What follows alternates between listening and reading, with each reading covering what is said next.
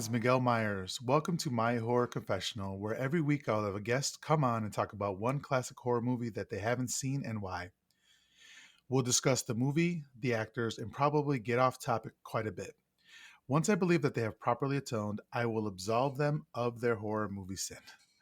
Today, we have Eve Harms. Eve and I met at MaxCon, what I like to call it, but it was the Ghoulish Book Festival that took place in San Antonio this year at the end of April, early May, and it was just a blast. I met so many really fun and like great artists and authors, and Eve was one of them. And so I just wanted to introduce you guys to her.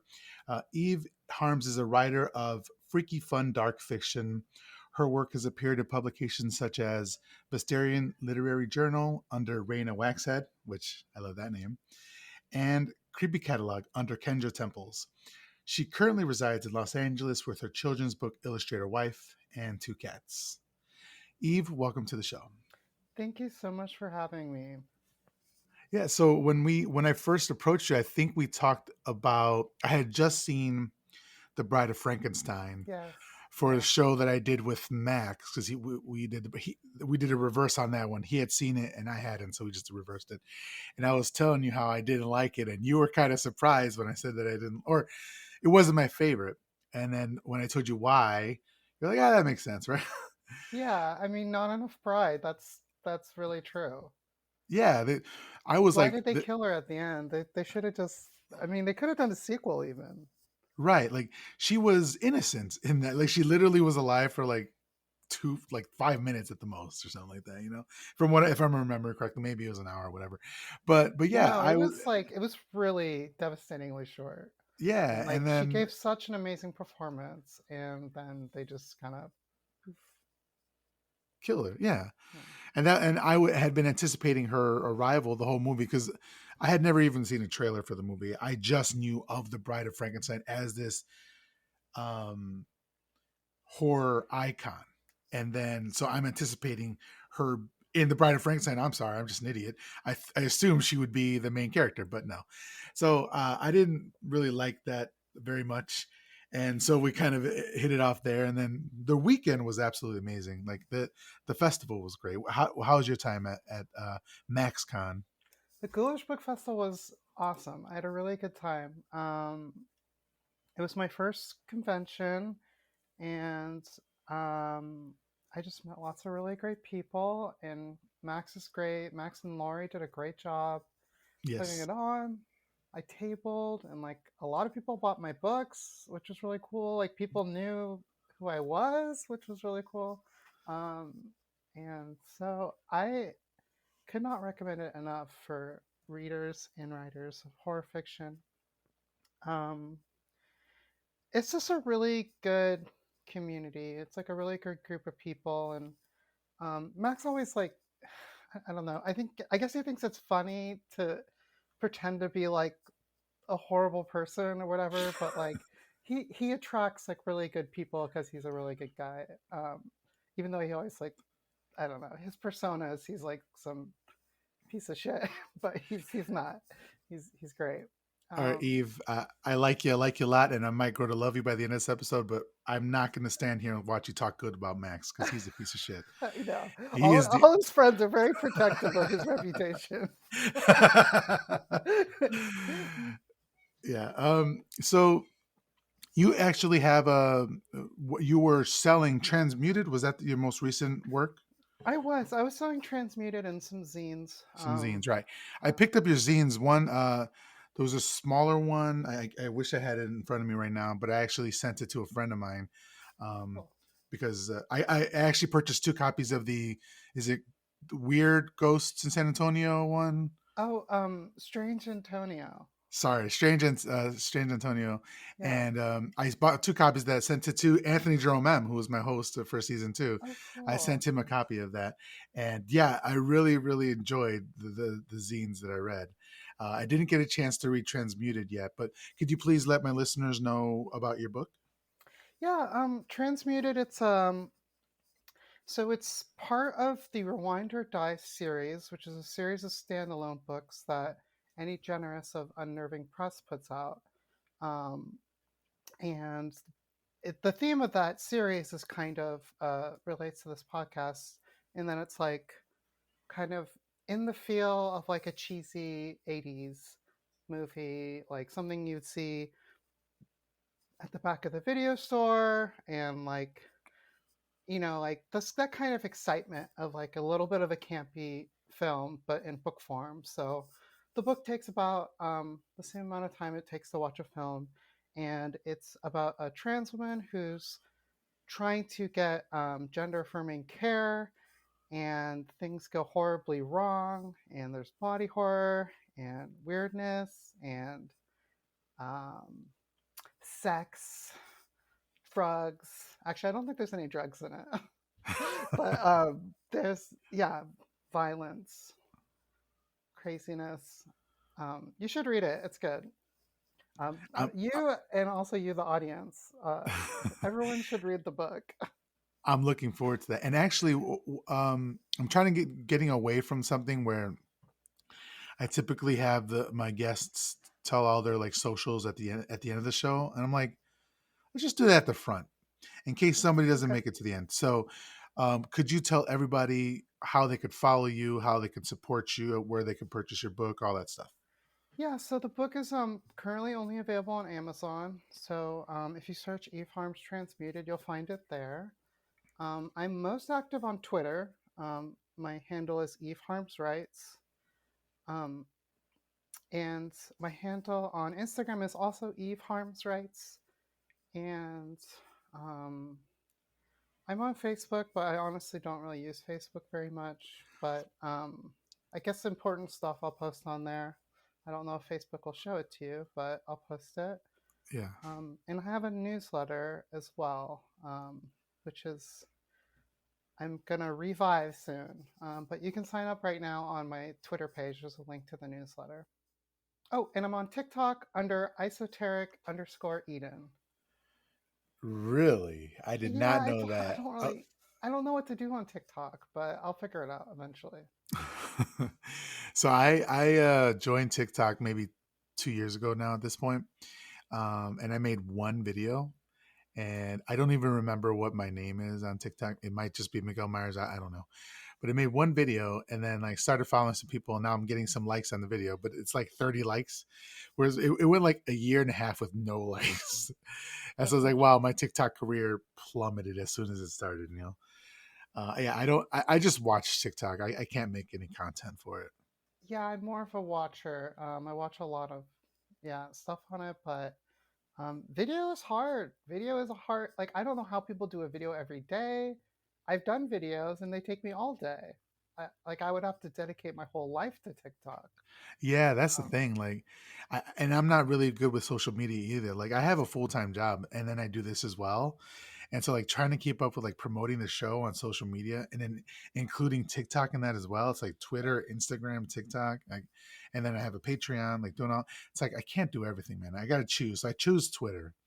I've yeah. chosen Twitter. Twitter is my number one source of things, but I update Instagram every now and then. But TikTok, I can't do it. Anthony was updating. He knows TikTok. He's a younger kid. Or I'm sorry if he hears me say kid. He's he's younger than I am, so he understands it more and he does the video. So he was updating our his TikTok with our video. So that was cool. But I don't get TikTok too much either. I like Twitter because it's a website for adults. I mean, teens can go on it, and it's unfortunate that they can because they say a lot of dumb things, and everyone assumes they're like an adult. But like, you can like, I keep hearing authors like being like, "Oh, my book cover got taken down on Facebook and TikTok. Like, I got banned for my book cover," and it's like a little bit of a badge of honor. But then I'm also like, why aren't you on a website like for adults where they won't ban you for a book cover? It's funny you say that about that like banned book image because I just recently within like definitely within last year found out that there was porn on Twitter, like straight up Yes, there is. like Pornhub porn. Like accounts started following me that were following the show actually that were probably bots or whatever or just straight up like porn content. And I was like, who the fuck is this? And then I like look in them and there is porn on there. I was like, holy shit. So yeah, of course they're not gonna kick off like for a book cover when you have freaking porn on there, you know? So this would be like the start to an Eve Harms book. Um, you get followed by these porn bots on Twitter, and like something catches your eye, and then suddenly you get like plunged into this dark world of pornography and Well, degradation, and you you notice get I like stopped the story twisted. there. Yeah, that's exactly how a book I would write would start. That's awesome. So, what I typically ask my guests, Eve, is what is your history with horror? Did you grow up liking it? Did you grow up hating it? Also, like your family life around horror, did they support that? That sort of stuff. So I think I've always been attracted to kind of dark and spooky things.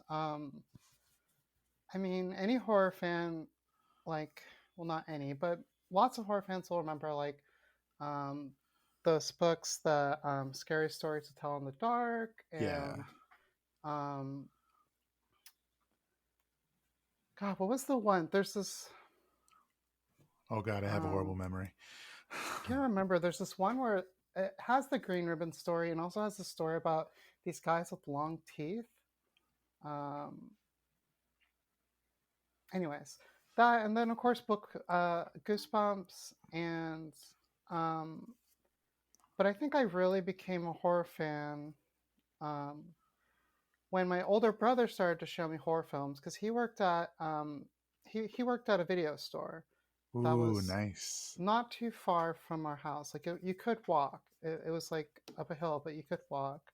Um, and he would bring home like weird movies all the time, and we would watch them. And uh, that really got me excited about horror with movies like Evil Dead or Bad Taste or Dead Alive. Um, so since then, I've really loved horror films, and um, eventually, I once I started getting into reading horror later in life, I decided I wanted to. That was the genre I wanted to write in. Oh, nice.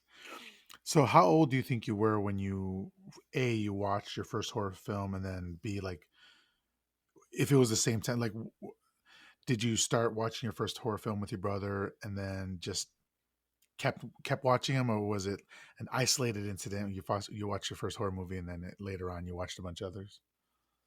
I don't remember that well, Hmm. actually. I do have an early memory of like seeing like one scene from Child's Play and like seeing the Chucky doll move, and like it was like the Ooh. scariest thing I've like ever seen in my life. Like Yeah. just seeing the doll move, like that's it. I was just like so freaked out as a little kid, and like I was just like that like traumatized me. I actually never watched the early Chucky movies. I only saw like the later ones when they're like pretty much just horror comedy. I don't know, but Yeah. I can't remember exactly like the first like film I sat down and watched the whole all the way through. Okay. Um, And how about as far as your writing is concerned? Do you have any? Who are the people that you read a lot? Like a lot of people say, like Stephen King. Like, what are some of your like touchstones when it comes to like your horror reading? well, yeah, I love Stephen King. I started reading horror kind of later in life, even though I was watching films. So I actually um, kind of dove in like to the more indie side first. I just kind of found through weird fiction. I'm a big fan of John Paget, um, who actually edits Fastarian, which you mentioned in my bio. Okay. He has the Secret of Ventriloquism, so his book was really formative for me. Paul Tremblay is someone I'm a big fan of. Um, but yeah, I mean, Stephen King is amazing, and I love most of the things I've read by him. But I really, I don't know, the fresher, newer voices are a bit more exciting to me. Um, Yeah, I totally get that. And you are like in the horror, like independent horror scene, right? Like for fiction. Right. Yeah. I always get nonfiction and fiction mixed up in my head. So in the not in the fiction scene, so how do you feel that that scene is? Because I'm not a writer. I know only know of people like you and Max and Andrew through I met Zach Chapman first, and he was a writer, and then kind of all met, and like so that all that writing scene is brand new to me. But the people that I've met, especially like at MaxCon, was well, like everybody was great, and so like everybody kind of seems to support each other from what I'm seeing from as an outsider looking in. How do you feel about the scene? Absolutely. It's just like really kind people, really smart and creative people who, and yeah, people want to help each other out. I always try, I'm still early in my career, but like, you know, people who are even earlier in their career, I'll try to help them out if I can. Hmm. So it kind of feels like a lot of people kind of like climbing up a mountain and like helping the people below them up with them Yeah, as they go, you know?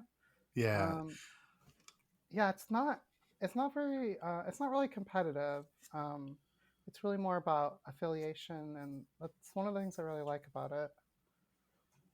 Everybody, everybody, everybody wants everybody to succeed, and I think the people who don't are incredibly short-sighted. Even on like the sense of like, you know, there'll be sometimes like guys complaining, like white guys complaining that like, you know, people of color are getting the spotlight. And I'm like, that's going to bring more readers in. Like, don't you get it? This is good for everybody. Like, even though it's like not even like the case that like white men are disappearing from publishing, you know, they're not. But like, it's just diversifying the field is just going to bring more people. Like, we all win when we're succeeding, you know? And I love that about it. So I know the author that you're talking about, that story that just happened. Are you No, referencing I'm a not talking. particular No, author? this is an ongoing thing, so I'm not talking about Okay, anyone okay, specifically. okay. Yeah, I should Because clarify. yeah, because Yeah, I wasn't. recently, I wasn't subtweeting out loud, okay, but it because happens a lot. there was a pretty big author. I won't say their name, but yeah, there was a pretty big white author who came out and was like, yeah, a lot of the our white writers are being pushed out of the scene, and everybody's like, what the fuck are you talking about? You're like almost a billionaire with your money. Oh yeah, How are that you? guy. Right. Yeah. So that's what I thought you were referencing, Yeah, no, but no, but yeah, that was the latest for sure. yeah, okay. So I guess my next question for you, Eve, is why do you think this particular movie passed you by? Lost Boys. Yes. I don't. I don't know why. I don't know why I didn't see Lost Boys. Um, But after I saw it last night, I was like, I can't believe I've never seen this movie. Like, I cannot believe I've never seen it. And And are it turned out I had built. Okay, so after I had picked Lost Boys, mm, you know, from the list you sent me, I was like, in my head, I'm like, wait, like, did I see this movie? And I just kind of forgot. mm, I was like, kind of questioning because I have this very distinct image of what Lost Boys is, which turned out to be completely wrong. Like this, I don't know where it came from. I had this like image like of like kind of like a very blue film that I think I was like I'm mixing up kids, like mixed up with Let the Right One In or something. Like I think you're getting mixed up with Near Dark. maybe I don't know. I don't know what that is. So Near Dark is a movie by Catherine Bigelow that came out this same year or possibly the year before. I believe it was the same year. I did Near Dark like for one of the first episodes I did, um, and it's almost identical to this movie, except that movie Near Dark is a kind of a western, a gritty western. It takes Huh. place in a southwest town, and it's about a a kid, a teenager who falls in love with a girl who happens to be a vampire. She turns him, and then they all want him to become like this bloodthirsty, like killing vampire, and he refuses to do so. And then his family helps to free him from the curse, right? I don't want to spoil everything. And literally, that's exactly what happens in this movie. And so maybe you're, because that one is very blue, like you're saying. So Interesting. I think at the end of the show, what I typically do is I suggest movies that are similar in theme or tone or whatever, and I will, and also for your penance, for your horror sin of not having seen this movie, Yes. and so maybe I'll recommend that one to you because that's, I think that's the one you might be, or it could be another movie that you're confusing It's it with, probably but like that mixed in with kids, mixed in with well, I guess Let the Right One In. I would have already formed the memory before that came out. So that yeah. was 2008. But yeah, I think probably that somehow like a bunch of movies got mixed in my head and I'm like, this Mm, is kind of like a serious, it's like a serious movie. Like not like more like kind of like experimental, like more 90s vibe. And people have been talking about Lost Boys and like using it as comps for their books too, being like it's Lost Boys meets blah blah blah. And I'm mm, just kind of like nodding along, like I know what they're talking about, and like it's like a completely different thing. yeah. Um, Are you? What's your genre when it comes to horror? Is it body horror, or the reason why I ask is because like I'm not much of a vampire guy, so like this movie could have passed me by because I don't really seek out a lot of vampire movies. Do you like so vampire movies typically? I don't seek them out. Hmm. I'm not against them, but yeah, I don't seek them out. There's a lot of cool things you can explore with vampire movies. I like the sensual aspect a lot, which I feel like wasn't really explored in Lost Boys, but it was fine. Um, but I guess I do really like body horror. Yeah. Yeah, yeah, yeah. The Thing, Evil Dead is a lot of ways a body horror Oh movie. Evil yeah. Dead 2, Yeah. um, Videodrome, The Fly. I mean, I also just like anything that's like surreal or weird. Mm, So kind of anything that has a little bit of a David Lynch feel, or just David Lynch. That's great. I consider his movies horror. Um, yeah. How do you feel about John Waters? Because he has a bit of a body horror in some of his movies, and we just saw to kick off season 2 of wow, my season 2 of my horror confessional. We did my 70s confessional, and the first movie we saw was Multiple Maniacs by John Waters, and then that sent me down the rabbit hole of like John Waters movies, and a lot of it. He's not like standout like body horror, but he does have some body horror elements in his movies, and I was always surprised to see that. You know, yeah, he's great. I love John Waters, and his movies are just really smart in the weirdest way and yeah, transgressive, which I guess is when the horror kind of comes in. It's like it's like more. It's almost like more revolting because it's not like a genre where you're, you know, where you go in to specifically be revolted, right? yeah, Like, I mean, obviously, if you know John Waters and you go to a John Waters movie, you expect certain things, but the whole, um, yeah, it's there's nothing like there's no the tone isn't like there's no scary tone, you know, really. yeah, If that makes any exactly, sense. yeah.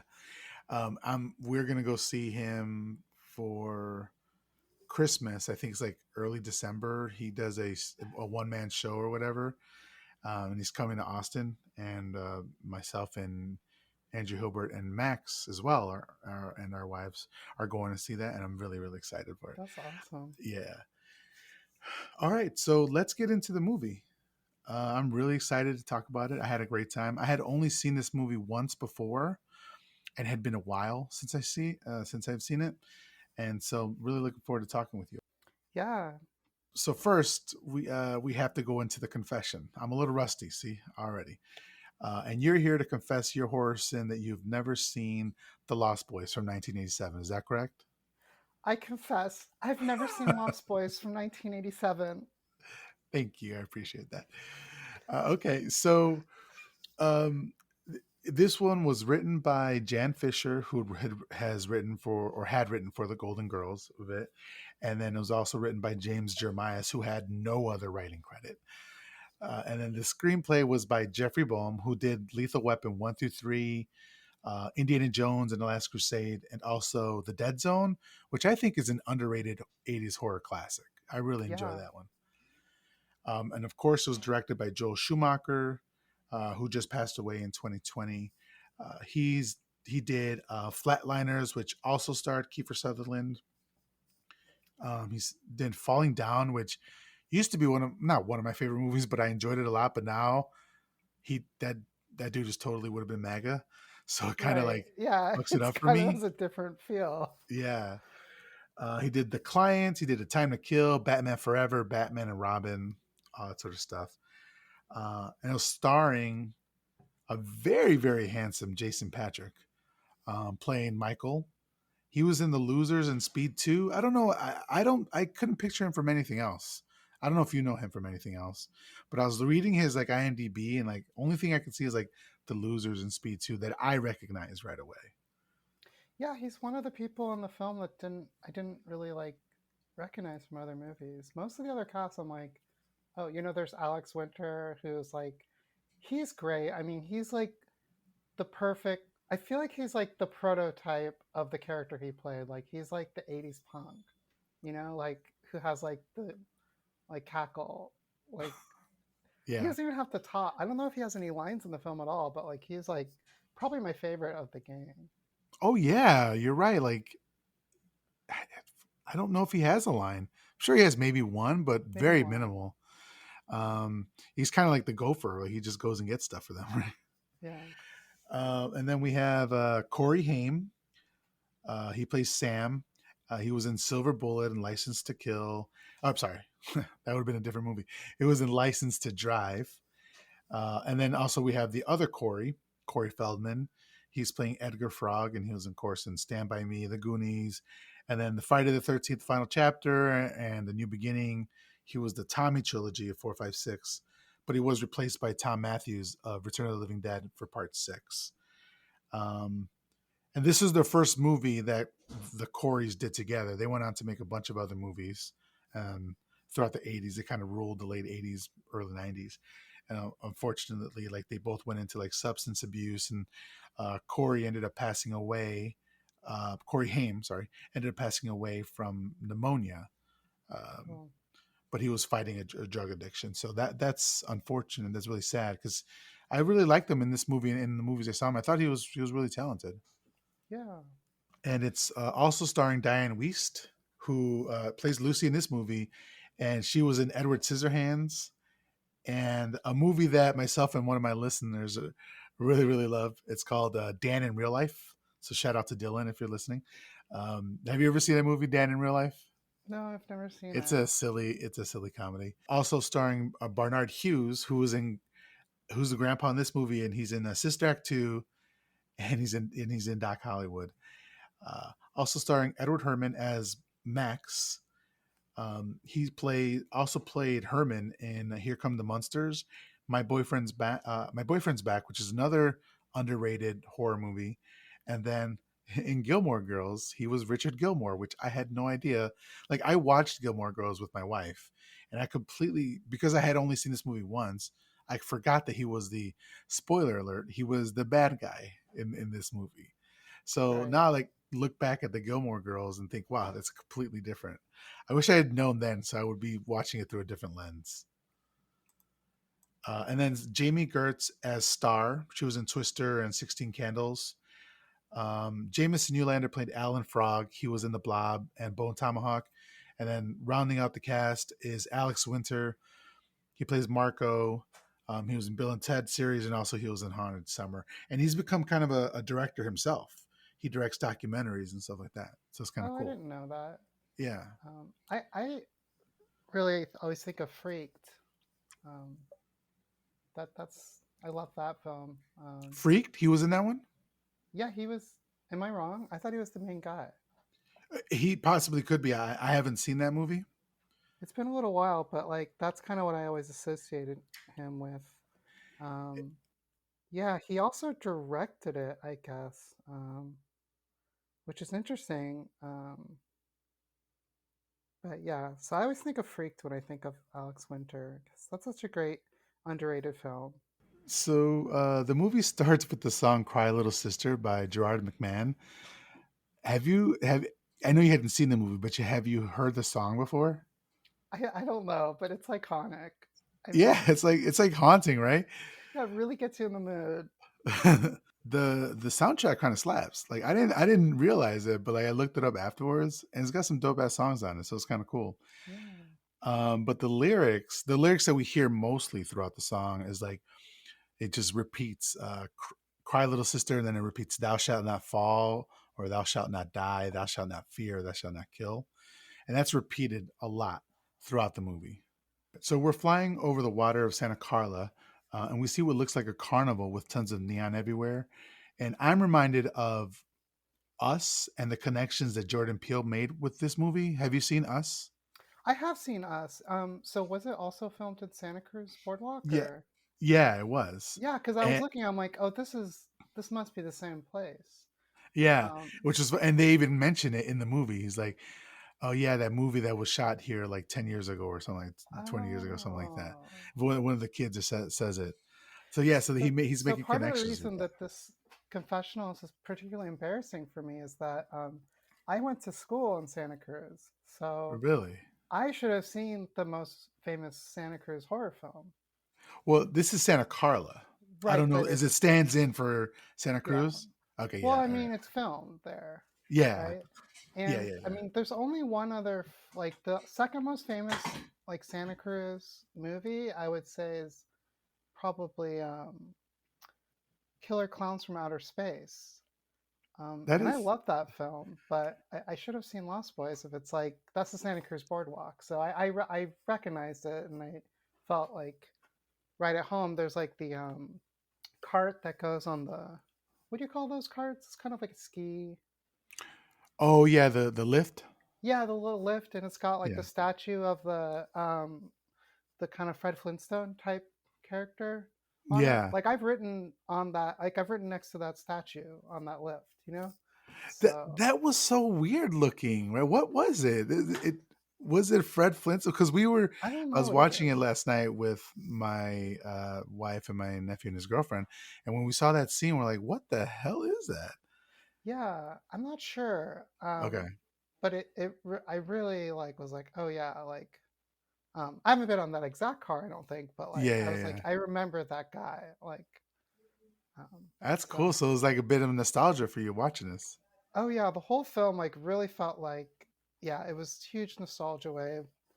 Um, I don't know, it kind of like made me miss some things that I don't know, like you don't see movies like this anymore, you know? Mhm. Like it's very unself-conscious, it's very like fun. It just kind of it doesn't like worry about which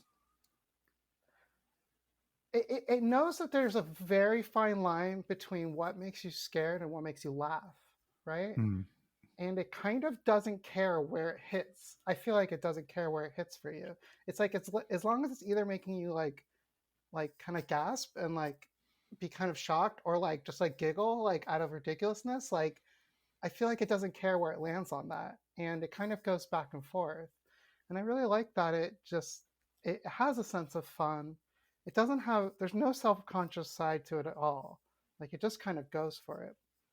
And I feel like there's a bit of that missing in today's movies. They take themselves a little like it's either you have to be serious or a comedy. There's no like room for there's not a lot of wiggle room for most films these days. Yeah, and it feels to me like have you seen Fright Night? I I don't think I have. This is like I'm going to be confessing over and over again. I feel like Well, Fright Night is a very similar, and maybe that could be the movie also that you're thinking of. Fright Night is another 80s vampire movie that stars a little kid, well, not little kids, but like teenagers.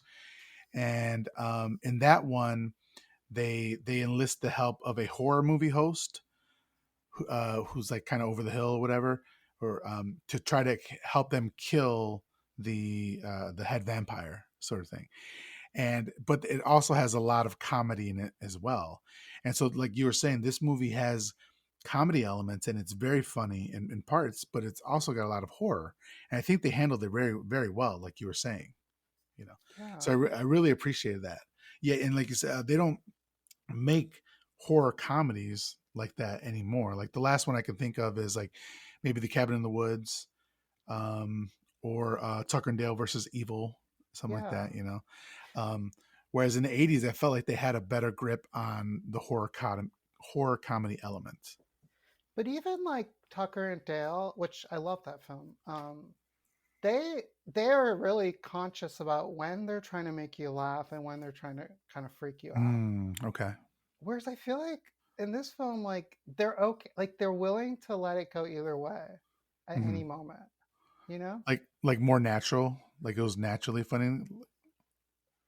I think things that are scary can be really like it's like those movie trailer recuts where like they take a like Mary Poppins and make it scary, or they take like The Shining and make it like a romantic comedy, where Yeah, it's yeah, like yeah. there's like a fine line between something that's terrifying and something that makes you laugh out of nervousness, but also just because it's absurd and funny. Um, so yeah, I think like there's moments where like the Keith Sutherland vampire, what's David, the David, yes. character David is like chanting like Michael, Michael, like over and over again, and it's kind of creepy, but then sometimes it's also funny. Like I was watching with my spouse, and she like giggled like every time he said Michael. Um, and like so it's just kind of like and I don't think the director was like, okay, this time when he says Michael, you're supposed to be scared, and then this time when he says Michael, you're supposed to think it's kind of funny. You know what I mean? Like he's Yeah. just like let it be what it is and let the kind of the audience like kind of suss it out instead of like making the decision for you of like what parts are scary and what parts are funny. Does that make Okay. any sense? Yeah, yeah. I like that. I like that. So then we're on the merry-go-round, and we immediately see Kiefer Sutherland as David, looking like one of the coolest vampires ever, with his peroxide bleach blonde hair, scruff of a beard, like a duster jacket, and a cigarette tucked behind his ear, and one dangly earring, which are back in style. Like my nephew, who's like, No, yeah, my nephew, who's like 20, well, he's just turned 25, but within the last 5 years was rocking the dangly earring. the And one I've seen dangle. the one dangling, and I've seen a bunch of other kids rocking them. I was like, oh shit, I guess they're back in style. That's cool. Yeah, I'm gonna go get, no, I'm not gonna get one. I had an earring for a while, but it was too much upkeep for me. um, so then we meet the other members of the gang. Um, David goes up to a girl and caresses her face, and she smiles, which her boyfriend did not appreciate, and a shoving match ensues. Suddenly, a security guard chokes David from behind with a baton. And I was thinking that can't be a regulation move, right? Like that's Right. got to be against against the law. I mean, whatever. Police can do whatever the fuck they want. This is an ACAB podcast, by the way, if you don't know. Yes. Um, but then the security guard reminds him that he told him to stay off the boardwalk. This breaks up the fight as David instructs the others to leave as well. So I'm trying to get my screen set up here. Like I have a bigger screen here, and that's what I'm reading off of, but I have you in here, so I'm like going back and forth here. Okay. So later that night, as the boardwalk is closing, we again are in like a bird's eye view, or maybe a bat's eye view. I'm Bird's also a eye. comedian. As we fly over the deserted park as the lights go out slowly. The security guard is walking back to his car in the empty parking lot, and the bat's eye view flies over him, getting closer and closer as we hear laughter. Suddenly, the security guard looks behind him and is terrified by what he sees and makes a dash for his car, but unfortunately, he doesn't make it inside. He holds onto the handle as an unseen force grabs him and yanks him upwards, tearing the door off of its hinges as the guard's terrified screams can be heard in the night. So I thought this was a really cool scene, like this opening intro. You kind of could tell how strong they are and that they could fly. That's kind of cool. Yeah. I was really digging and the like the neon of the carnival, all that sort of stuff. Look, just I'm in it already. I'm in the movie with them. And like I mean, I was struck by what a great shot it was too. Um, it's much more expensive back then to do shots like that. Nowadays, you can throw a drone up there, and doing like an aerial shot is not a big deal. But this movie had quite a few aerial shots, which I guess I don't know they did with helicopter. I don't know how they even did it. Yeah, right. They'd Yeah, have to with like a low flying helicopter, but it or like a was. giant crane, maybe. I Oh don't yeah, know, yeah, yeah. but it was really high up. So And it was telling to me that we never saw them actually flying. Even in the middle, like the railroad scene, we don't really yes. see them flying. And I was kind of like, oh man, I would have liked to see it, but with the technology that they had at the time, I don't think it would have looked that good, and maybe would have taken away from. Maybe it would have been cheesier because there's an aspect to this movie of cheese. There's a bit cheese aspect Oh to the yeah, movie. super cheesy, Um, but in a good way. And I think like actually like the only time you see flying it's actually used like kind of for comic effect, right? Because there's it's not really flying, but like there's a part where getting ahead of ourselves where Michael is rising like he's up on the ceiling and he's like being right, lifted right, up right, and you know he because he can't control his flying. right. Um, That's great. but yeah, seeing them zooming through the air it would have not been I don't know if that would have been scary like even with today's special effects like seeing someone fly around is like um it's not generally that scary I think Hmm. but showing it like this is terrifying because in real life like if you did see someone flying towards you with their arms out you would be terrified right Yeah, but seeing that on film would just be kind of goofy maybe superhero films have kind of spoiled the scariness of a flying man for us. maybe. Yeah, I can see that. So next, we hear random music coming from a car radio, and we see the ocean during the day. This time, the aerial views again as they fight over what music to listen to. They choose Echo and the Bunnyman and the song "People Are Strange." Um, so Lucy is driving herself and her two sons, Michael and Sam, into Santa Carla for what seems like a new beginning. We see a nice looking billboard for Santa Carla, but as they drive by it, Michael gets a peek at what's behind the shiny veneer, graffiti and gang signs, plus the words "Murder Capital of the World" spray painted on the back of the billboard. As People Are Strange plays in the background, we see images of a bunch of quote unquote strange looking people. One of which kind of fucked me up was a woman kissing a rat. I didn't like that one. Yeah, yeah. Everybody else is just like people living their lives with like mohawks and stuff like that, but like the woman kissing the rat, why? That's how So we at got the end, COVID. I noticed they credited five surf Nazis. I don't remember surf Nazis. Were they in the beginning at this part? They're the ops, the other gang members. I see. Or I guess if we call in the Lost Boys gangs is a gang. It's the ones who he goes to caress her face and then they fight. So those guys, and then the ones later on in the movie when they're around the campfire or the bonfire and they Right. kill them. Those are the surf Nazis. Oh, okay. So we were Yeah, supposed to be they like, they're just killing Nazis. yeah, like they don't make it clear at all. It's only in the credits that they're called surf Nazis. You know. Or, you know, I don't actually know what a surf Nazi is because, like, so in Santa Cruz, like, there's people who are really territorial about their surfing spots. They'll, like, Oh, you know, they'll really bully people who come and try to surf where they surf. Is that a surf Nazi, or is like a surf Nazi like a surfer who's like literally a Nazi? I'm not Is sure, it and I like a know those. grammar Nazi kind of situation, or like a neo-Nazi kind of situation? Which is funny because I know that there was a movie that came out the same year called Surf Nazis Must Die. Right. I assumed it must have been a reference. Yeah. Oh no! Now I gotta watch. I watched it a long time ago, but now I Yeah, I gotta saw it watch a it long again. time ago too. I think they were literal Nazis in that one, though. Yeah.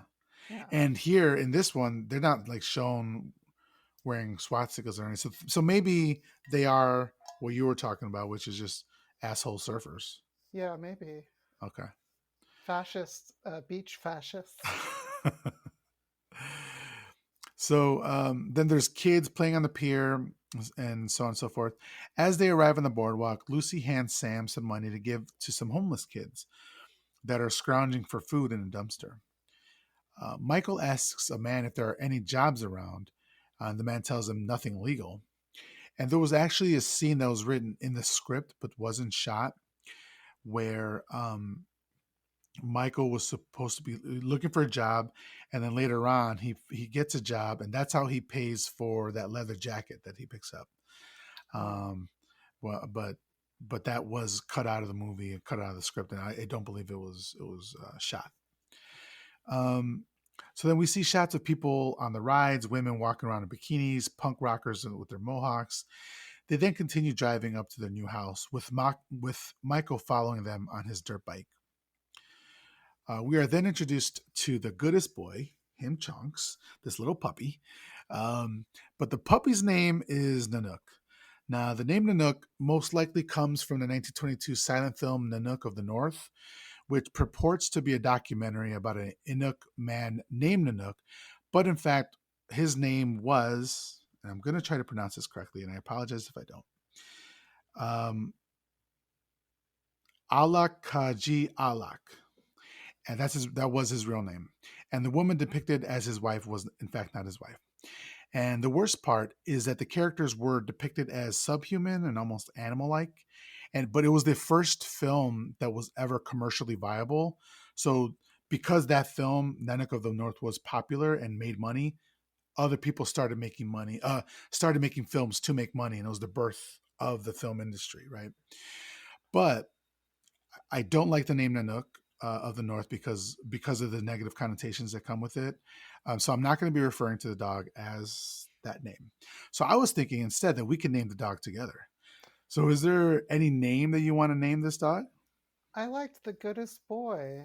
The goodest boy? Okay. Yeah, that's what you said, right? Yeah, I did. All That right. was that was a good boy. All right, cool. So then we're going to name him goodest boy now. And that's how he shall forever be referred to. That's how they shall forever be referred to because we don't know. Right? Oh, yeah, the goodest boy. They/them pronouns. Oh yeah, the goodest day. That's right. Okay. I'm down. All right. So outside the house, there are many weird things like a totem pole, a Native American chief carved out of wood, and some taxidermied animals. As they approach the front door, they see a man lying on the ground, seemingly unconscious. Lucy approaches the man, who we find out is her dad. Sam asks if the old man is dead, can they go back to Phoenix? He's a cold-hearted little fuck. So fucked up. Yeah. So that's your grandpa, That's messed up. So then she goes to wake him up, or she says that he's a deep sleeper. It's like, okay, but why would he be sleeping outside of the cabin on the floor? But all of a sudden he wakes up and says boo, and says he was alive the whole time. And so he said he was just playing dead and he was doing a good job by the sounds of what he heard, right? Right. So then we then see the inside of the house, which is it's a wood cabin decked out in taxidermied animals, skulls, horns, skins, and the like all over the house. Definitely reminiscent of Texas Chainsaw Massacre, and that's brought up twice in the movie. It is, And yeah. it's funny because yes, as I said, my nephew and his girlfriend are in town from Las Vegas. They're in for a couple weeks, and yesterday we made it a full Texas Chainsaw Massacre day. So I don't know if you're aware, but there's have you seen Texas Chainsaw Massacre? Absolutely. It's one of my Okay. favorites. So the gas station they stop at to buy gas in the beginning, and then later on, and they get barbecue and stuff like that. That gas station is still around, and somebody opened it, bought it, and turned it into a horror store Oh, that's so where it's just cool. completely, and it's called the gas station. It's in Bastrop, Texas. It's only like 45 minutes due east of Austin, or northeast of Austin, I should say. And so we went there, and it's a horror store inside. Amazing, cool stuff. And then they also rent cabins out back, so you can stay there, and it's kind of a secluded area. And then they also serve barbecue and chili there. Oh my So I had to get a gosh. bowl of chili. So I got a bowl of chili there. And then after that, the house, which used to be in Round Rock, Texas, which is a lot closer, was actually moved to a city called Kingsland, Texas, which is about an hour and a half away. So we actually drove out to Kingsland, Texas, and visited the house, and that was turned into kind of a restaurant, and so we ate lunch there. And so Wow. that was a kind of a great thing. They had like basically when they moved the house, they divided it into seven pieces and they put it back together in Kingsland, and it was dilapidated at the time, like 1998. They had pictures of how bad the house looked. So they restored it, and you could still see like the stairs leading up to upstairs, and the front door where she got pulled, where Sally got pulled back in. No, it wasn't Sally, but regardless, whoever got pulled back, it was really cool to see. And then we came home and we watched the Texas Chainsaw Massacre.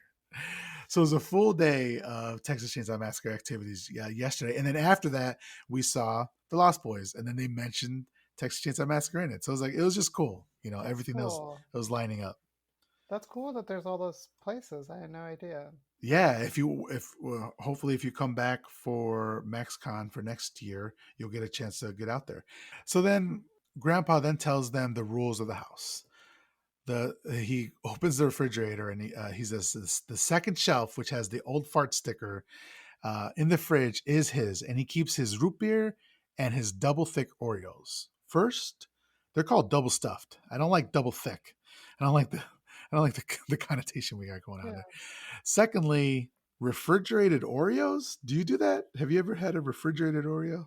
Um, I haven't, but I do have to say, I think when you refrigerate sweets, I think it's good. I don't know.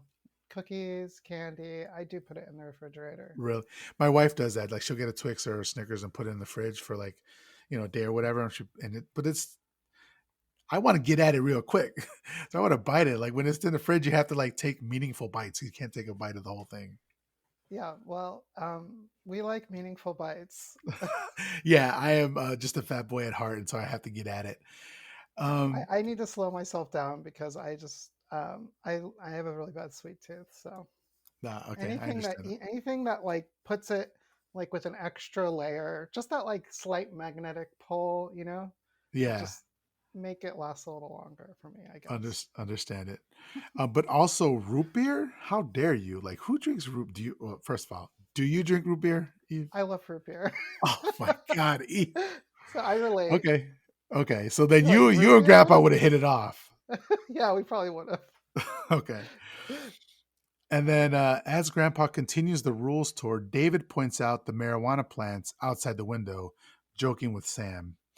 And I really like their relationship, the connection they seem to have as brothers. I enjoyed it throughout the movie. It made me care about both of them when it was very easily I could have like been like, David's just a vampire, he needs to die. But his relationship with Sam is what made me care whether he lived or not. You know. Yeah. And then David asks Grandpa if Santa Carla is in fact the murder capital of the world, and Grandpa just says that there's some bad elements around here. He then says if all the corpses buried around here were to stand up at once, we'd have one hell of a population problem. Which isn't as a catchy of a saying as I was hoping for, but it's still kind of it's a cool saying. So then Grandpa then tells them not to tear the address label off of his TV guides. Then Sam asks where the TV is, and Grandpa says he doesn't need a TV if he reads the TV guide. And I'm like, this fucking guy. Hmm. I like this old man, but he's got his mannerisms. Like he's an old man. He doesn't want to have to change for anybody, even if it's his grandsons. So at night, we are again flying over the water and we hear the laughter again. Then we're at a concert and we see the most iconic scene in horror movie history, bar none. A shirtless, oiled up, and I mean oiled up, thick chain wearing, bare chested, muscled up, abbed up, long haired saxophone god, played by Timmy Capello, who actually did play the saxophone and does play it in real life. And he actually played the saxophone on some Tina Turner songs. And so that was really him jamming out. Um, this, I think, besides like all the vampires and stuff like that, is the most iconic thing that people remember from the Lost Boys. So, what did you think of this scene when you saw it? When you That saw was him? great. Yeah, I loved it. I think that was probably I'd seen that scene before, or maybe I just saw him playing with Tina Turner. I don't know. I'm aware of this guy. Like, Okay. I mean, everybody knows this guy, the sexy sax guy. Yeah, yeah. And it was a great scene. Yeah, like I don't know, he's just doing his thing, and Gyrating um, along with the while he's playing the saxophone. yeah, and like Michael's looking at Star, and Star's looking at Michael, and looking at the sax guy, and um, yeah, it's really iconic. So there's an like you're saying, there's an outdoor concert and a crowd is vibing to the music, dancing like a ton of white people dances. Like at one point, two dudes just grab each other and start like swaying. I'm like, okay, guys, that's fine. Michael is in the crowd and he spots Star and a beautiful girl over everyone else in the crowd, and he's mesmerized by her. As Timmy rocks on stage, Michael follows her through the crowd. I say follow, but kind of stalking. I don't know. It's kind of weird. This is weird to just see a girl, see anybody, and just start following them. You know, it's kind of weird. He's a little bit of a creep, Yeah, Michael. definitely.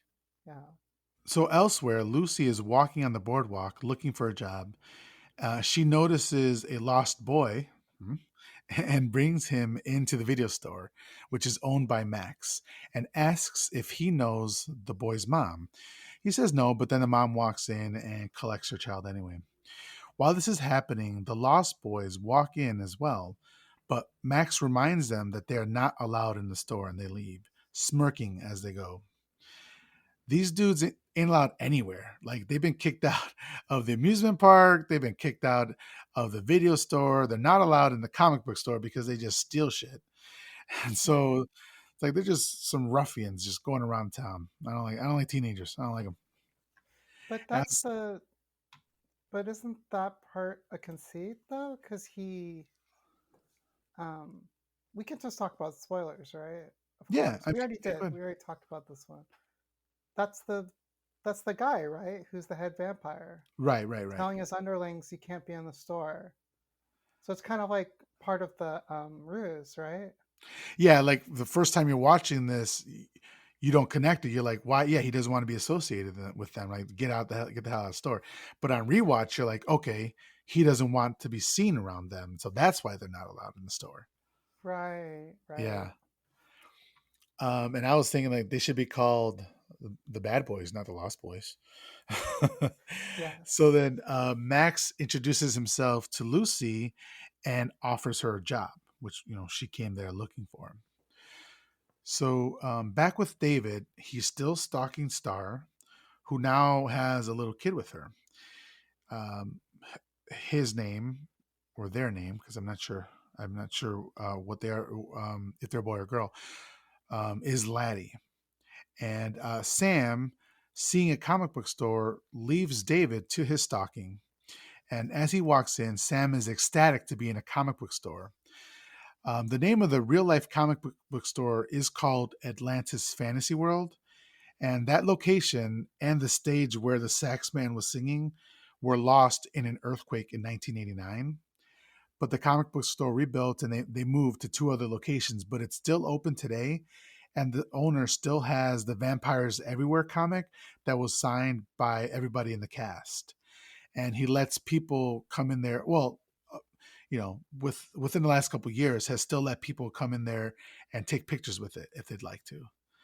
Oh, that's Like cool. like me, I wouldn't do that. Like I don't know if somebody's gonna like run, like grab it and run, because that's like a priceless like movie artifact. Right. But yeah, I thought that was kind of cool. It's Um, really cool. It's probably good for business, right? yeah, that's true. But I was gonna say that this is the most lit comic book store I've ever seen. Like when I go, it's like nerd girls and nerd boys just like playing Magic the Gathering and buying some comic books. But this one, there was like loud music, there was neon lights, there was a fog machine, it was like fully stocked. I was like, yo, I wish this was my comic book store. I'd go there all the time. Um, so do you read comic books, or have you read Yeah, comic books? less than I used to, but Okay, I do love comic books. nice. Do you do the physical? Why can't I think of the word I'm trying to say? Like a physical comic book, or do you do like digital? I never really was able to get the hang of reading comics like on a screen. So yeah, I definitely prefer the physical book. Um, yeah, I love comics. Not as much the superhero comics, but Uh, yeah, I really love indie comics. I mean, the zine. I'm in the zine scene, and right. a lot of zines are comic zines, and it's just comics. So Okay. Great. I'm kind of the same way. Like I started off reading superhero comics, but I got really into horror comics. That's why later on, when Sam's like, "I don't like horror comics," I was like, "Oh, you motherfucker." yeah. That was weird, right? But So, then you find out why, because he gets too scared. yeah, he's a little scaredy cat. Yeah. Um, So then, almost as soon as Sam walks in, he's clocked by the Frog brothers, Edgar and Allan. It's like, okay, very clever. Edgar Allan Poe. Um, they say he doesn't belong there. He shouldn't be where the nerds are. This isn't the best customer service, but No. yeah, because he's like rocking like contemporary style, right? Like Right. with the is it a blazer with the rolled up sleeves and like a funky colored shirt and all that sort of stuff, and they're just like nerds with t-shirts and stuff like that, so like you don't belong here. The earliest form of gatekeeping, right? Right. Right. So Sam says he's looking for Batman number 14, and they inform him there's only, what do they say that's a serious book, there's only 5 in existence, and he says 4, and he's always looking for the other 3. So now he drops his like nerd, like how much of a nerd he really is, you know. Right. He drops some nerd knowledge on the other comic book geeks, of which I am one, so I can say that. As he launches into a tirade of correct comic book placement, he says you can't place this Superman with this other Superman and all that sort of stuff. And I was gonna I was gonna take the time to look it all up, and then I decided no, that's peak comic book nerd behavior, and I'm not gonna fall into it. Right. Um, but but what's funny to note is that executive producer Richard Donner was supposed to direct this movie, but because pre-production took so long, he ended up hiring Joel Schumacher to direct. But Richard Donner did direct Superman 1 and 2. And then Oh, Schumacher would go on to direct his own superhero movies a decade later with the Batman series. right. So I just thought that was kind of a really cool coincidence there. So, impressed with his knowledge, they give him the comic book titled Vampires Everywhere. And they say he should read it because it might save his life. And this is when he says he doesn't like horror comics, and then he puts it back. So, as somebody who's written a horror comic recently with my friend Zach, like I know how much work goes into writing a comic and then getting an artist to draw it. And the art that they showed in the movie was really dope. And I thought like I know I like the idea of these brothers getting together and writing a comic book about the vampires that they're seeing in their neighborhood and all that.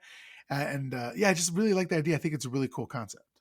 Yeah. So do you think like that's like their comic? I that's what I assumed, because otherwise there's another person in Santa Clara who is really knowledgeable on the vampire scene, and then also wrote and drew and printed a comic book scene. You know. So Right. I don't know. I think that the Frog Brothers are in the zine scene like you are. Right. I love the Frog Brothers. They're Yeah, iconic. yeah, they were Okay, great. but what was with like the two hippies? Like, was that supposed to be their parents? Like, who are In the forever? background, Yeah, they're like forever asleep in the comic store. yeah, one of them, the bearded one, I believe, was the one of the two was the owner of the store, the actual in life owner of the store. So Oh, they oh, gave him a okay. little cameo. But as far as the characters in the movie, yeah, I think they're just like, what did you call them? Like hippies, like stoned out hippies or something. Yeah, Yeah. just yeah, that was interesting because they go back a few days later, or like more than 24 hours later, and they're still there in the same position. So I don't know. Maybe that wasn't like not necessarily it was supposed to be important, but it was creepy. So there's a store in town here, and I won't name it, but there's a comic book store in town here. It's kind of smaller, and every time I go in, I don't go there very often because they're small and they don't. typically have the I do independent stuff and horror stuff, and they do a lot of superhero stuff. So I don't go in there very often. But when I do go in there, there's always the same workers and the same three guys who don't work there, but are Right. just there talking comics. And so I think they nailed it on the head there. Like they're always older dudes, like, yeah, I'm not in the best shape. So these guys got dad bods and they're balding and they're there like talking about why Superman is the that sort of stuff. Yeah. And it's like this is how you choose to live your life. I love comics as well, but like let's touch some grass, as the kids say. Let's go outside and touch some grass. Right. But yeah, I think they nailed the head on nailed hit the nail on the head with that one. I thought that was pretty funny. So then um, Michael follows Star until she gets she meets up with David and the rest of the Lost Boys, and she gets on his motorcycle, and then they drive away. Later, the girl whose face David caressed and her boyfriend, they're necking in a car when they're attacked in a similar fashion as the security guard. The convertible top of their car being torn off from the air as they look up in horror, and the boyfriend is grabbed and yanked into the air. Then the girlfriend screams in terror as she meets the same fate. Really cool scene here. I like how they're not like you as a first time viewer. Do you know what's going on here? Are you connecting David and the rest of the Lost Boys as being the people that are like killed the security guard and also pulled these people out of the car? Yeah, I assumed that was who was flying around, and I didn't know like what form they were necessarily taking. Mm-hmm. Um, but yeah, I was kind of like they made the connection pretty well in the film. So, oh, I was just gonna say it is interesting though because yeah, the way they do it where they don't show them, it does make it kind of like I don't know. I don't think that they're very scary looking in their kind of like punk outfits and stuff. So I think it really does not actually like showing them doing it really. I mean, it's really creepy. Like those, both of those scenes are pretty scary. Um, Okay. like genuine horror moments for sure. And I don't even remember. I should have looked it up, but I don't even remember if this movie was PG-13 or not. I'm sure it was, right? Because yeah, there wasn't a lot of blood or gore. There wasn't nudity, and there wasn't a lot of swear words. So this was like an effective horror movie that was also PG-13. Yeah, I mean the very end is kind of gory, but Oh, when they actually kill one of the vampires. yeah. Yeah, that's true.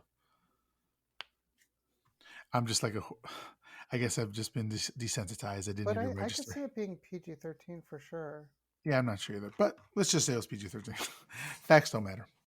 That's not an R. This is not an R-rated film. There's no way. Yeah, There's no exactly. Yeah, I way. don't think so at all. Yeah. So the next day, Grandpa and Sam get into his classic car and he warms it up. He says, "Okay, you ready to go into town?" And they say, "Yeah." But then he says, "Okay," and then he gets out of the car and says, "That's about as close to town as I want to get." I was like, "Okay." I think two things here. They want to establish how weird of a character Grandpa is, which is cool. Yeah. I dig that. I really dig that. But also, they want to show that he, in fact, does have a car so that they can use it later on in the movie. Right. Because if they just took his car later on and we didn't establish that, they were like, "Oh, okay, that's convenient." But you can Right. totally see the machinations working in the plot for this. But still, I like it. So then, back at the comic shop, the Frog Brothers are watching the Twilight Zone when Sam walks in again, and they confront him, following him around the store, not being very friendly. And they ask him if he's noticed anything strange in Santa Carla yet, like vampires. Edgar says the Frog Brothers are fighting for truth, justice, and the American way. And I say, fuck the American way. Right. Schumacher told uh, a bit of direction here from Schumacher. He told Corey and Jameson to model their characters off of Sylvester Stallone and Chuck Norris, two of the biggest action stars at the time. You can definitely tell that Corey Feldman is doing an impression of Stallone here, right?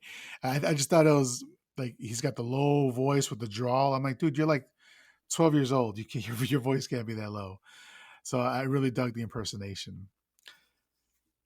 They again tell him to read Vampires Everywhere, and they say that their number is on the back and pray he never needs to call them. So here's something I've been wondering about the Frog Brothers. Like, how experienced? It's really hard. Actually, I kind of like this about it. It's like hard to tell how experienced these guys actually are.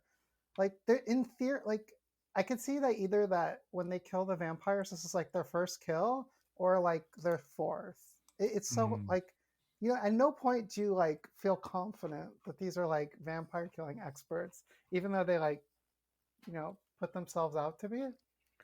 Yeah, they definitely purport to be like world renowned vampire killers, which is Right. cool. I did. It's so funny. But yeah, I agree with you. Like, I think that they've watched a lot of horror movies, and they're also observant, and they observe what's going on in their town and all that. But I don't think that they've ever even well, I'm sure they've come close to a vampire, but they didn't know it. But I completely agree with you that I think it was probably their first kill later on in the movie, because they are taken completely by surprise at the amount of blood and how Right. violent it was, and they're like as scared as like the person that kill the vampire they kill, and it's that's part of that, like, maybe what you were saying about earlier about um the humor that's in this movie, like, that's horrifying but also humorous, Right. the reaction Yeah. to it. So yeah, it's just yeah, I really love the Frog Brothers as well. Yeah, I think like that um they're just completely, I mean, they say the American way. I don't think, I don't know, this is me maybe being revisionist about Frog Brothers, but like I think really what they're motivated by is just like being badasses. Like has nothing to do with America. Like they just like you said, like they watch like action movies and they want to be like these like action heroes. Like that's like their entire like motivating drive in life. I grew up a child of the '80s watching those action movies as well, and I completely understand wanting to like be the action hero. We would play with guns in the backyard and pretend to be Sylvester Stallone and Rambo or something like that. Um, so yeah, I we know now that, like, Sylvester Stallone and Chuck Norris probably aren't the best people to look up to, but Right. back in the '80s, they were like him and like Hulk Hogan and all that machismo bullshit, which I'm still trying to get out of my system. Like, all comes from like the '80s action horror movies, and obviously the Hispanic culture that I come from as well. But so back at the boardwalk, we see Michael biting David style, like completely, like he's buying a leather jacket. He's looking at getting an earring, um, all in the effort to make Star like him. Right. I thought this was cute, but what did you think of this? I was just like, I don't know. I actually didn't make that connection, but obviously that's what was going on. I thought it was just like he's like in a new town and he wants to feel cool. Um, Okay. but you're right. Clearly, he was trying to bite David's style, and that's I don't know. I'm not impressed. So Star actually walks up behind him and says that the earrings that he was looking at getting were fake, and that she'll pierce his ear for him. Right. And then they introduce themselves, and David is watching as Michael Max on his girl. Then Michael invites her to get something to eat, which she agrees to. And just as she's about to get on Michael's motorcycle, David rolls up with the rest of the crew and asks where she's going. And they kind of have a standoff, right? Kiefer Sutherland has this really intense stare, and I never saw like 24. Like, did you see him in the show 24? I didn't, but when I was watching this, I was thinking like he plays such a great villain, and we don't see him as a villain in that many movies. Right. And I feel like we lost a whole decade of Keith Sutherland to 24. We certainly did. Yeah, It's that's like a one of the unexpected casualties of 9/11. Like no he was Keith Jack Sutherland. Bauer, right? Jack Yeah. Bauer is, I think, I know that. I've never seen a second of 24, but I know the name Jack Bauer, and I know he was like trying to solve terrorism or something. Yeah, it I was don't like know. this like weird show where it was just like kind of like that's like the American way protector, but like like weird empire kind of, I don't know, kind of racist, like weird show. I don't know. I Yeah, haven't seen it, so I don't know. But like everything I hear about it, I'm not interested. The premise sounds kind of cool, I guess. Like it's real time, but yeah. I don't know. I wish we had gotten some good like early 2000s Keith Sutherland villain roles. Because I know he's in Flatliners, and I think that's like a horror movie, but I don't know if he's a villain there. It's been a while No, since I I've don't seen that think one. so. I think Okay. he was one of the students or scientists. Yeah. I loved that movie when I was growing up. I don't remember it that well, but he was one of the main characters. He was a villain in can't remember the name of the movie, but he played like the wolf kind of. You Oh know what I'm talking yeah, about? wasn't it with Reese Witherspoon? Yeah. I remember that one. Hard Candy, maybe, or am I think not? Maybe I'm thinking another No. movie, but I know the movie you're talking about. Yeah, Yeah, yeah, he does play a great villain. he He played a does. great one here. It's like the a piercing stare, and they were doing that in this movie in this scene, and I was just like, man. Also, doesn't help that he's very handsome, but the stare itself was kind of it was intense. Yeah. Um, so she reluctantly gets on David's bike instead, and then David invites Michael to Hudson's Bluff. And Michael's like, I can't race you, dude. Like, I can't beat your car, your bike. I know it's faster. And he says, you don't need to. David says, you don't need to race. You just have to worry about keeping up. And so off they go into the night, riding their motorcycles on the sand, which honestly looks like a lot of fun. Like I wish I could just ride a bike in the sand. That'd be dope. So, like I was saying, this is a pretty sick looking scene. As the 80s soundtrack kicks up, there's the sand, there's like fog. It's at night. You can see the ocean off to the side. And then the further along they go, the foggier it gets. And then David and Michael are neck and neck. But what Michael can't see is that they're rapidly approaching the bluff part of the bluff area. And so he looks ahead and he sees that there's a steep drop off. At the very last second, he pulls off and he bails from his bike. And if he hadn't, he would have driven off the cliff. And David was pulled up because he knew what was happening. So um, angry, or he gets up and punches David and says he wants a fair one. He wants one on one with David. Nobody else. He says, just you, just you. But David smiles and asks, how far are you willing to go? And as the sun is coming up, they take him to an abandoned building. They say it was the hottest resort 85 years ago. But in 1906, uh, there was an earthquake and the ground up and swallowed the resort, which is funny because, like I said earlier, that's exactly what happened to the stage and to the comic book store in real Right. life. So that you live in, is it Los Angeles? Did you say? Yeah, Los Angeles area. Okay. Have you gone through an earthquake? Oh yeah. Well, I used to be in the Bay Area, so yeah, I've gone through like one big one, and then there's little earthquakes all the time. Okay. The big one that you were in, was it? I've never been through one, so uh, excuse my ignorance, but like, how was it terrifying? Like how scared were you? I think that was I think it was the '89 earthquake, and it was terrifying. I was a little kid, and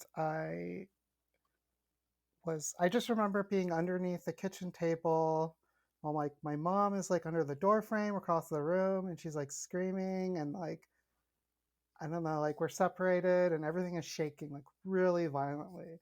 Um, yeah, it was really traumatizing as a kid. No, no, I mean, I'm fine, but yeah, that was like so that's like my earthquake memory of like an actual earthquake that really I felt I don't know, I guess I was probably fearing for my life as a little kid for sure. Yeah, Um, yeah, that's really sounds terrifying. yeah, Yeah, I can't imagine being in one. I don't know what I would do. but you guys have tornadoes. That sounds really like I guess you can Okay. see it coming, but still, like, Yeah, not, we in the city, like we don't get them. Like we do get the warnings, but we don't really get them in the city. Outside of got the it. city, yeah, it happens a lot. Yeah, so those are terrible. But I did grow up in the Midwest. I grew up in Chicago and spent some time out in the suburbs as well. And yeah, they are terrifying. So yeah, I don't know which one I would trade. How about neither? I don't want Yeah. earthquakes for you, and I don't want for me No thanks. either. So then David hands Michael a joint, which he takes. I kind of like that we're leaving behind the whole like goody two shoes as a main character sort of thing. Like in the '70s slashers, or like, well, even then, like Laurie Strode, she smoked a joint. So I just thought that was cool. Like it wasn't an issue. The drugs are not why they're bad, Right. or Yeah. even so. And also well, apparently the grandpa was a Right. pothead. Exactly. Yeah. It's a legalize it film. Hell yeah. I'm down. I mean, So it's back at Santa Cruz. Okay, it's not Santa Cruz, it's Santa Carla, but it's Santa Cruz. Like, Santa Cruz is a big, it's very marijuana heavy, kind of psychedelics, like,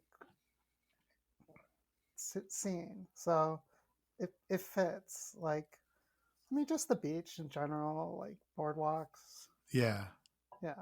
I like that. Have you ever seen? I'm sorry to keep asking, but there's a movie called Son-in-Law, selling Paul with Pauly Shore, and in Yeah. it they go back to her home or his home, whatever. And there's a boardwalk, and I picture that when I picture like the Lost Boys in my mind, I was picturing that scene of like the boardwalk, and I don't know why it's early '90s memories are just in my head. Um, so then back at the house, Sam is reading the comic before bed when Lucy walks in and tells him it's time for bed.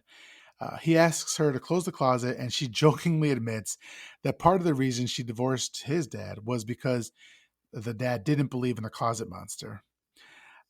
As soon as she says that, though, we are startled by a creepy laugh. And we come to find out that it was actually Grandpa, which was funny because I actually got a little bit of fright from that too. It was Yeah. just a great scene. I love this family. This family is great. And Grandpa has come to give Sam a gift of his very own Nice. taxidermied beaver. Yeah. So weird. And as soon as they leave, Sam puts the beaver in the closet. He's like, "Okay, thank you." Back at the abandoned hotel, they get some Chinese food, and David asks Michael. David offers some rice to Michael, and then Michael takes it and he starts eating it. And David says, "How do the maggots taste, Michael?" Michael says, "What?" He says, "Maggots, Michael. You're eating maggots. How do they taste?" And then Michael looks down and just sees just a bunch of maggots in there, which was nasty. And he spits out the maggots only to see that it was rice all along. He then shows him a carton of worms and takes a bite. David takes a bite out of the worms, and then Michael's like, don't do it," but they only to show that they were in fact noodles all along. So I have a question for you. Do you think that this is a part of the weed that he smoked, and it's just through the power of suggestion, or is this another like vampire power that we've seen in other movies where they can one of the powers a vampire has is the power of suggestion to make you see things? Yeah, I thought I interpreted it as like a, yeah, vampire power. They don't use it at any other point though, right? Yeah, right. It's just, That's why I was like, I wonder if it was the weed, because they also don't show them smoking weed. Although David does smoke weed, but they don't show Michael smoking weed at any other scene. So I don't know. It could be either or. It's most likely what you're saying the first part, but I just thought there was also that other possibility, which I liked. yeah. Um yeah, I think like it definitely just kind of shows that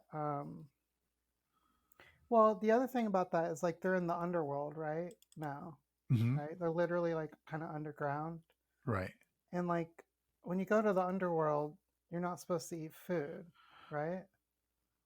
Oh, I didn't know that. I don't know Yeah. about the underworld. Yeah, if you eat food in the underworld, like, or even like any magical place, like, Okay.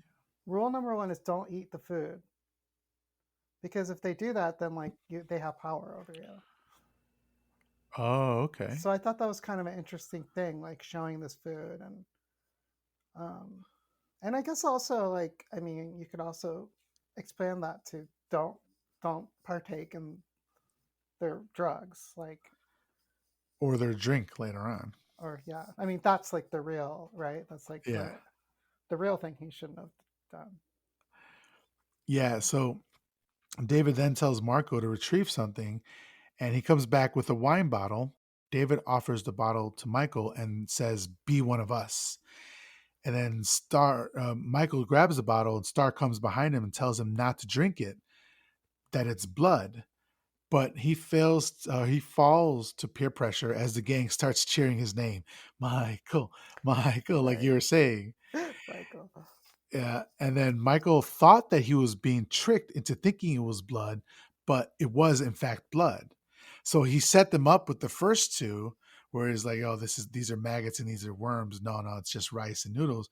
And so he thinks he's seeing blood, but he drinks it. He's actually drinking blood, which is Right. kind of like evil geniusy of David. But he's probably been doing this for hundreds of years. We don't know how old he really is.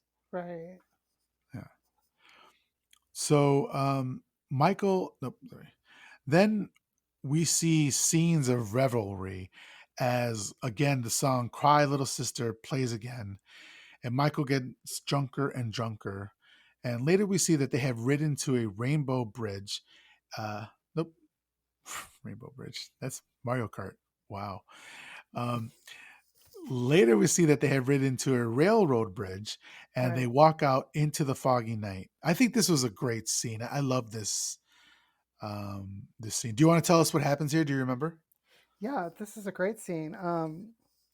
So they're kind of like egging him on, and they're on the bridge, being kind of bad kids, and one of them just drops down from an opening in the tracks, and it Mhm. just seems like he just like jumped right and just fell into nowhere, and and then each of the vampires does this, and they keep on being like, "Michael, come on, Michael, like do it, like you join us or whatever." And he looks down and he sees that they're hanging from the edge, right? They're hanging on the poles underneath the bridge, Uh, and they're like, come on, come down to it. And so he does it, idiot, and Peer he's pressure. like he's holding on the pole over this bridge where obviously if he dropped he would die.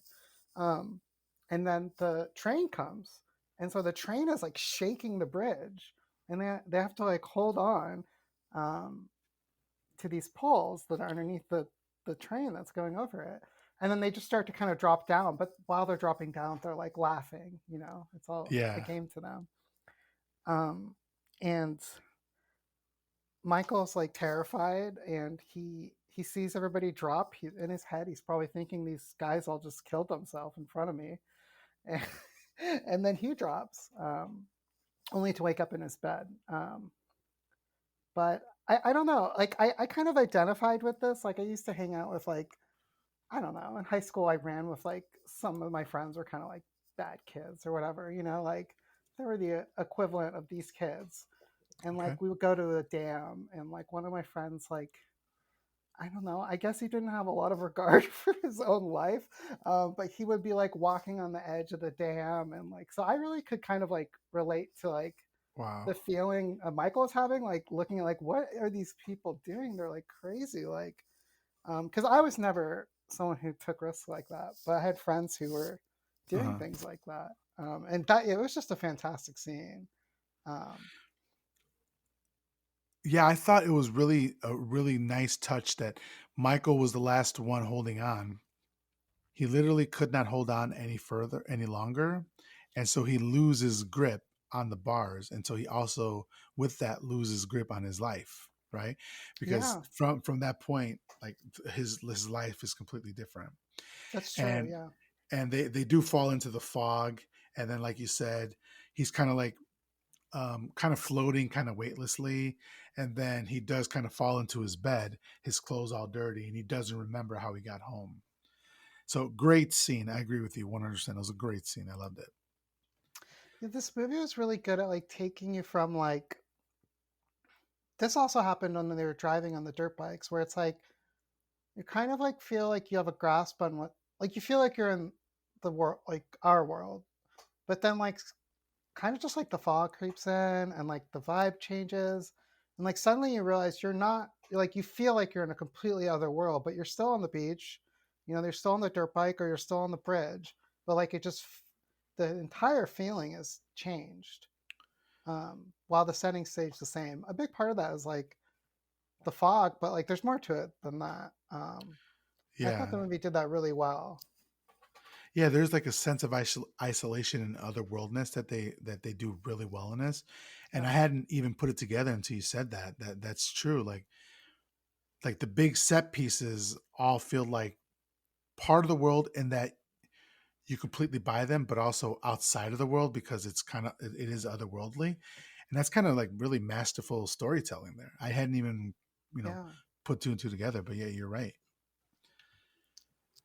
So then Sam walks in and tells Michael that their mom's on the phone, and Michael asks what time it is. He says 2 o'clock, and then he asks Sam for his sunglasses. Um, Mom asks Michael to watch Sam tonight because has asked her out on a date. So eventually, Michael reluctantly agrees to watch Sam. Later at night, Grandpa is getting ready for a date and splashes some Windex on his face and behind his neck. I'm like, dude, you're a mess.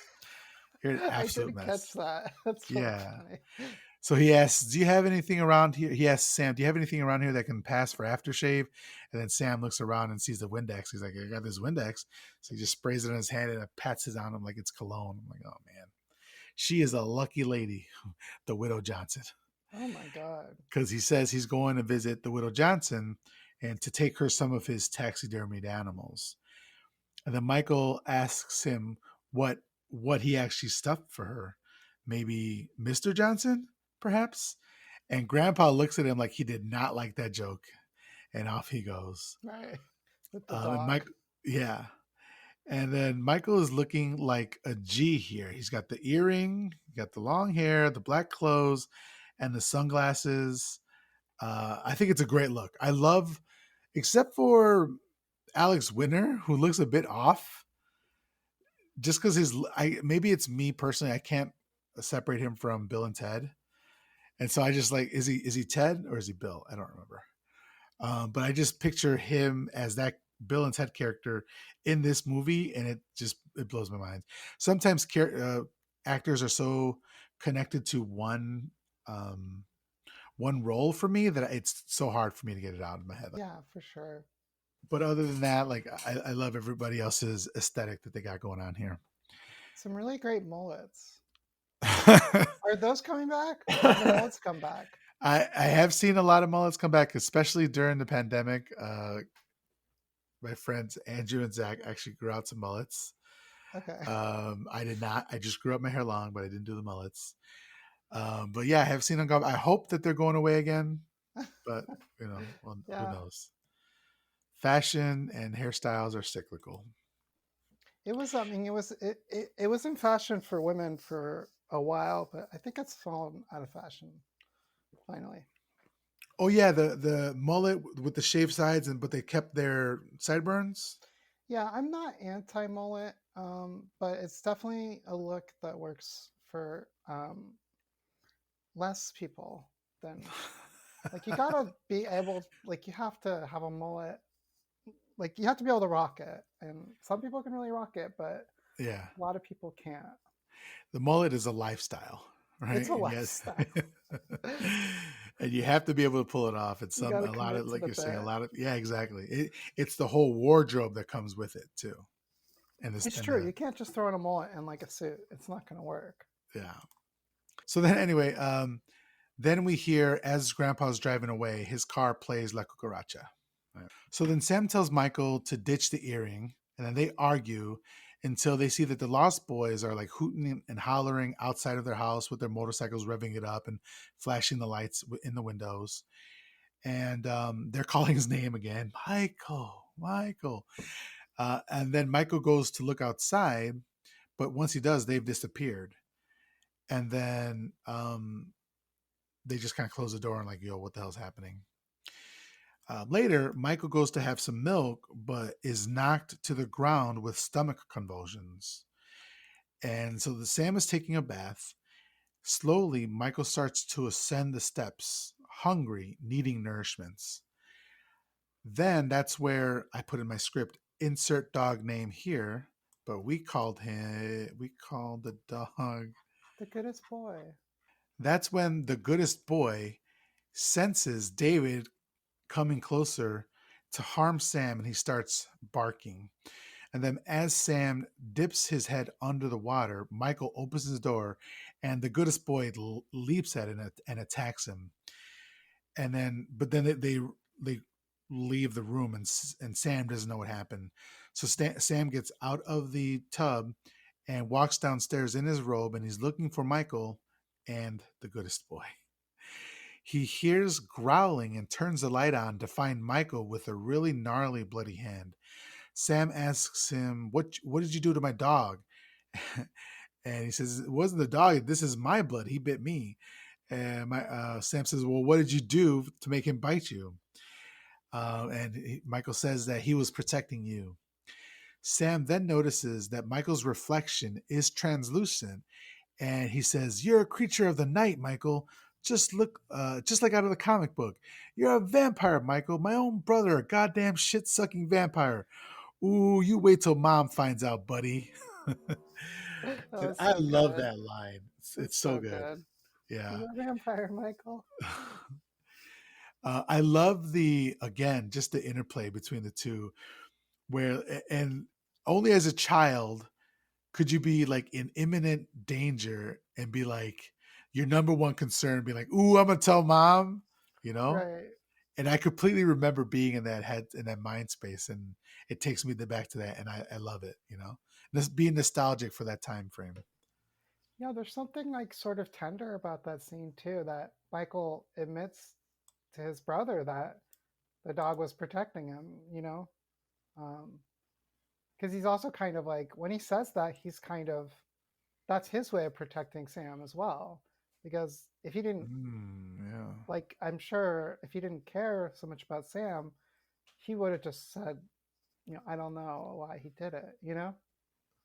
Yeah, like if Um, this were a zombie movie and he was a shittier character, shitty brother, he would have hid the zombie bite. right, You right. know, and this is kind of that. He's admitting to him that he's a vampire, and so now both of their lives are on the line. Like Michael's life is on the line because now Sam can kill him, and vice versa. So yeah, I really like that.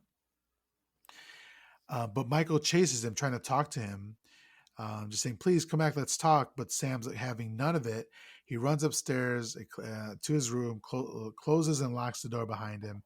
So Michael ends up going to his room, and he tries to relax, but all he's hearing is this heartbeat in his head. And I at first thought it was his own heartbeat because it was racing, but now that we're talking here, I think it might be Sam's heartbeat.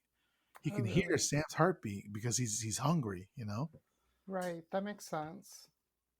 which is kind of a scary thought that like if vampires were real, when they're hungry, they can like hear your heartbeat from rooms away. You know, it's Yeah, that's terrifying. cool. So then Sam looks for the comic book and calls the number on the back of it. He calls the Frog Brothers, and they pick up and say, "You did the right thing by calling us." They ask if They Michael were just sleeps. waiting by the phone, you know? You know it. Right, they're just like it's going to happen anytime now. Sam says that he thinks Michael is a vampire, and so they ask, "Does Michael sleep a lot?" And he says, "All day." And he says, "Does the sunlight freak him out?" And he says, "Well, he wears sunglasses in the house." And they ask, "Does he have bad breath?" And he does the brotherly thing. And he says, "Well, he's always had bad breath, Yeah. but his fingernails are kind of long."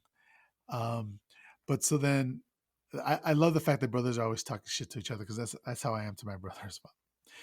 So then he says they say he's a vampire, all right. And then they tell him to get a steak and to kill him. And then he says, I can't kill my brother. And they say, okay, we'll kill him for you. He's like, no, you're not going to kill him. And then they say, well, you need to get a garlic T-shirt then, buddy. And they hang up on him.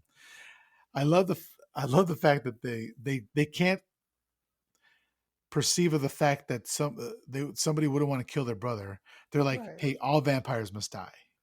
You know. Yeah, totally. Okay, now I'm on the train now that the Frog Brothers have killed one or two vampires. Okay, why do you say? Okay, so because later in the film, well, I guess this is getting ahead, but they're Go right like ahead. vampires can die in different ways, right? Oh, okay. So I feel like they were surprised by that kill, but maybe they had killed one other vampire and it was like not as dramatic. Mm. I mean, when I saw the part where they're like, vampires can die and it can be crazy or it cannot be crazy. I don't know. Like I kind of just like heard the filmmaker talking to me, being like, "There's going to be some cool vampire deaths coming up. Some of them might actually not be cool too." Like, you know what I mean? Yeah. But I don't know. Also, like, if it was their first vampire, wouldn't they want to be the ones to kill his brother? Like if like they I feel like if they had never killed a vampire, they would be really hungry to like be the ones to I see what kill you're saying. Because like this could be Michael. our only chance, right? This is our first vampire we've encountered. We need to kill him right away. Yeah, so I think I love the Frog Brothers, so I like speculating about them. I think they've killed one or two vampires before this. you, you know, we can turn this into a Frog Brothers podcast very easily if you'd like. Yes, we could. Um, There's so the then, spinoff. so back in his room, Michael has unknowingly. We were talking about this earlier, but back in his room, Michael has unknowingly floated to the ceiling, and he can't control his flight. He's yelling for Sam to help him, and just then, their mom, Lucy, calls to check up on the kids, and she hears Michael screaming in the background. And he's floating outside of Sam's window, and Michael begs Sam to open the window and let him in, reminding him that he's his brother. The whole time, Sam's like, "No, you're gonna kill me! No, he's attacking me!" So that's what the mom is hearing, and she's freaked out because she's on a date with Max. And so, eventually, Sam opens the window and pulls Michael in, saying, and then Michael says, "We need to stick together." Again, just another scene in which like their brotherly bond is strong, you know. So they decide not to tell their mother. Just then, she pulls up, having left Max at the restaurant, um, and she's yelling for Sam, wanting to make sure he's fine. He shows up and he's fine. He says sorry. He got carried away with the horror comic he was reading, and she is pissed. She's like, "What the fuck? Like, I don't go out very often, and you pull this shit, you know?" And she yells at them for the spilled container of milk on the floor. And she picks it up, and we see the child that has been with Star is on the back of the milk carton as missing. You know, that's Laddie. Later, Sam asks if he can sleep in the same bed as his mom, and he's wearing a garlic necklace, which she thinks he's been eating pizza, which Right. again is yeah, that's just great. And then Michael has snuck out of the house. So we're at Max's house, and we hear the Lost Boys like whipping up again, and they're they're flying in the air. We don't see them, but we hear. Oh no, actually, we hear their motorcycles in the distance, and we see that Max seems kind of scared or unsure of what's happening, and then the scene ends. So this is kind of like a red herring for us. Like we're supposed to believe that Max was attacked and turned into a vampire. What did you think when you saw this? Did you think something different? Wait, when Max was attacked and turned into a vampire? You well, they go to his house. So it's after the date, and he goes to his house, and he we see the dog, and Oh, then right. yeah, and so Um, we don't actually see any attack.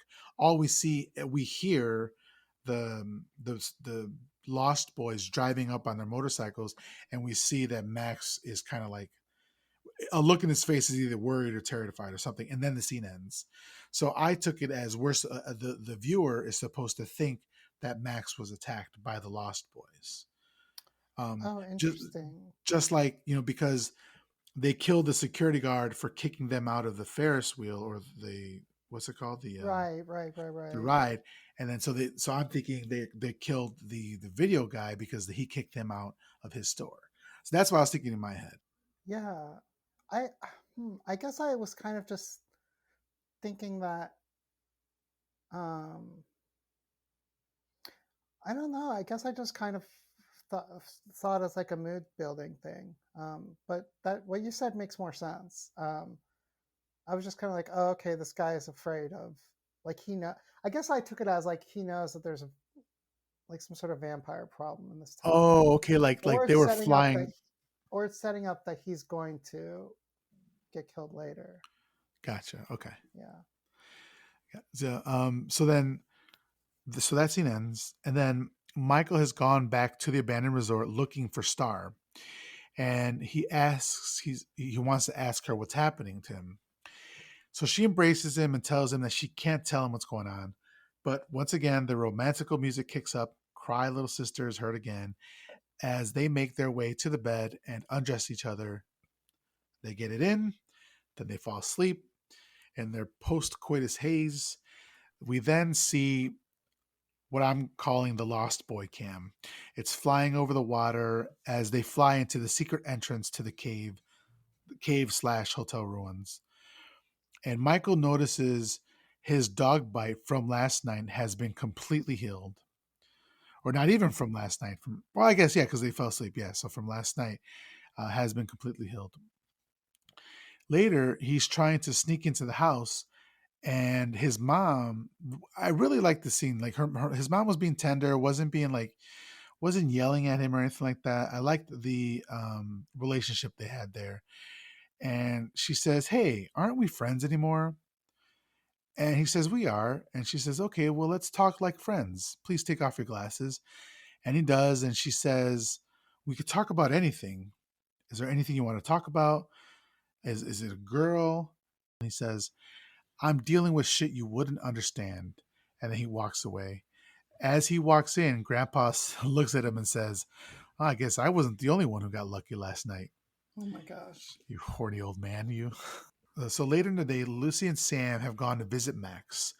She's bringing him a bottle of wine to apologize for ditching him at the restaurant last night.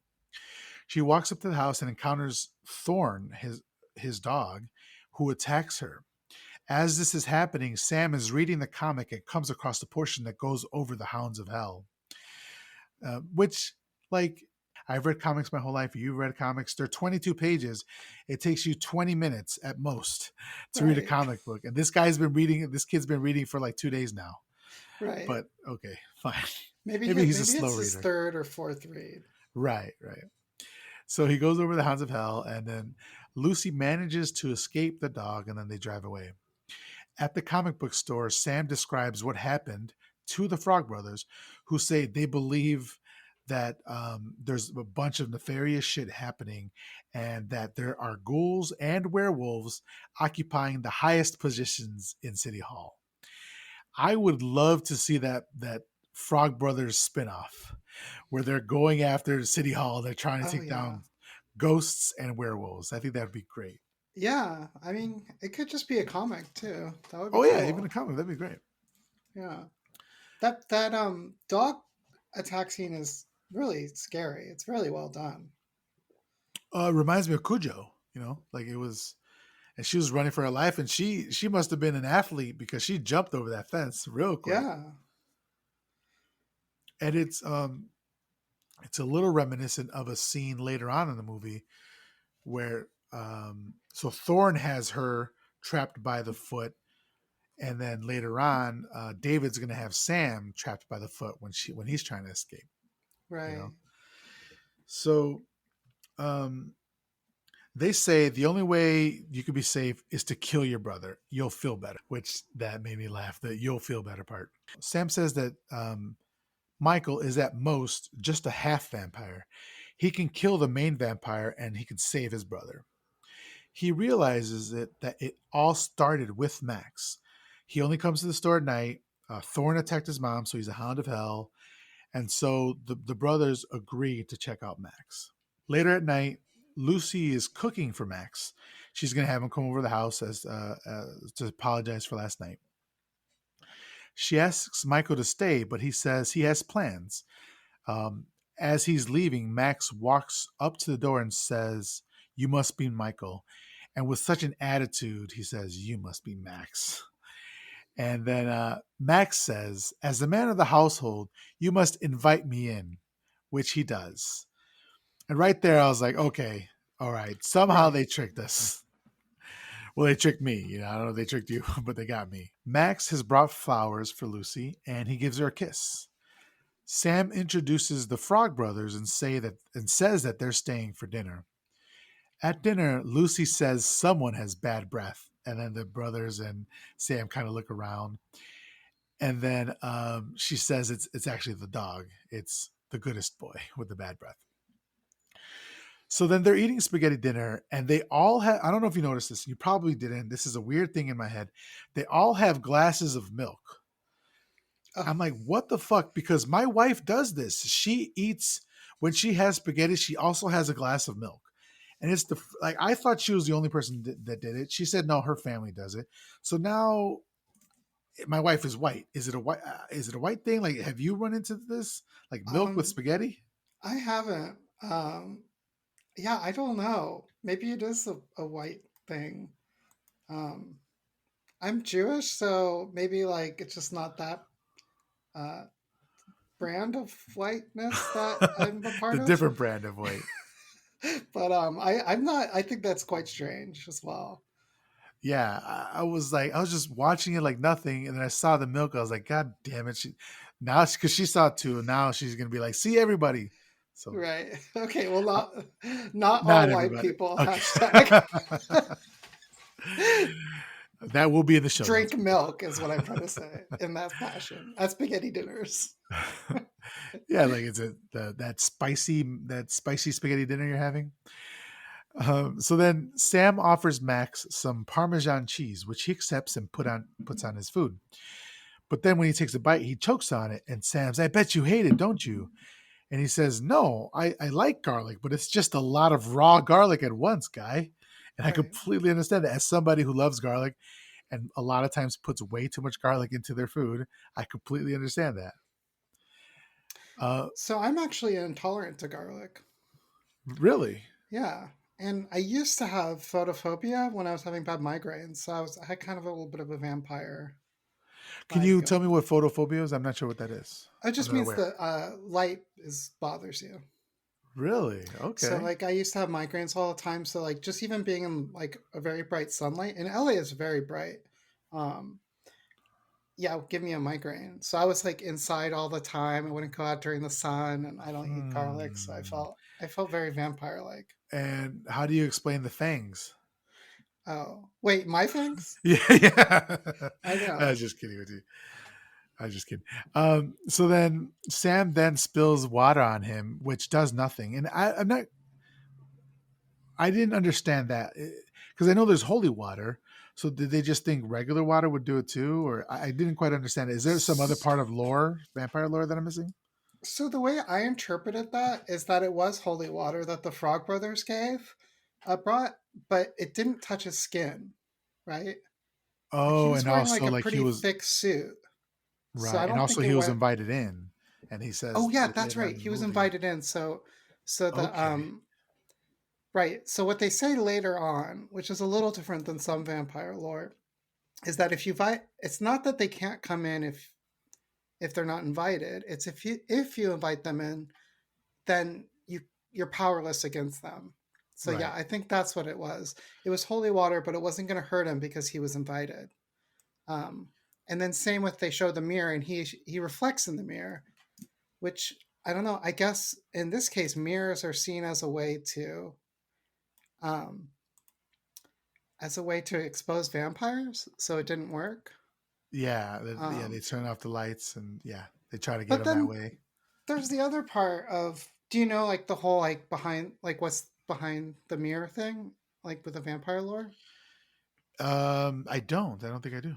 So I hope I'm remembering this correctly, but like old mirrors used to have silver behind the reflective surface Okay. somehow. there was like a silver lining to it, and so the silver was what like caused that effect. Um, Cause them to not reflect back in the light. right, Oh, like okay. silver bullets for Werewolves. werewolves. Yeah. So maybe that's another interpretation. Could be that the mirror that was on the wall was an older mirror, as the hand mirror is just like a newer mirror that doesn't have any silver. Oh, okay. Um, but that's kind of like they just don't get into those details, which I think is fine. But it's just kind of fun to think about. Yeah, and I like that little twist. Like you said, you don't really see it in a lot of other vampire lore, but I like the little twist on the lore that they made. They made it for themselves, you know? Yeah, So at the boardwalk, Michael is looking for Star and confronts David. And David says, if you ever want to see Star, come with them now. And then they ride out at night to a secluded spot. And there's actually a shot here of they're in the foreground and they're backlit by the quote unquote moon, and so you can't see them. You just see their profiles in the dark over coming over a hill. That same exact shot appeared in Near Dark as well, which is the movie we talked about earlier that is very similar to this movie, and so there's just another big similarity between the two movies.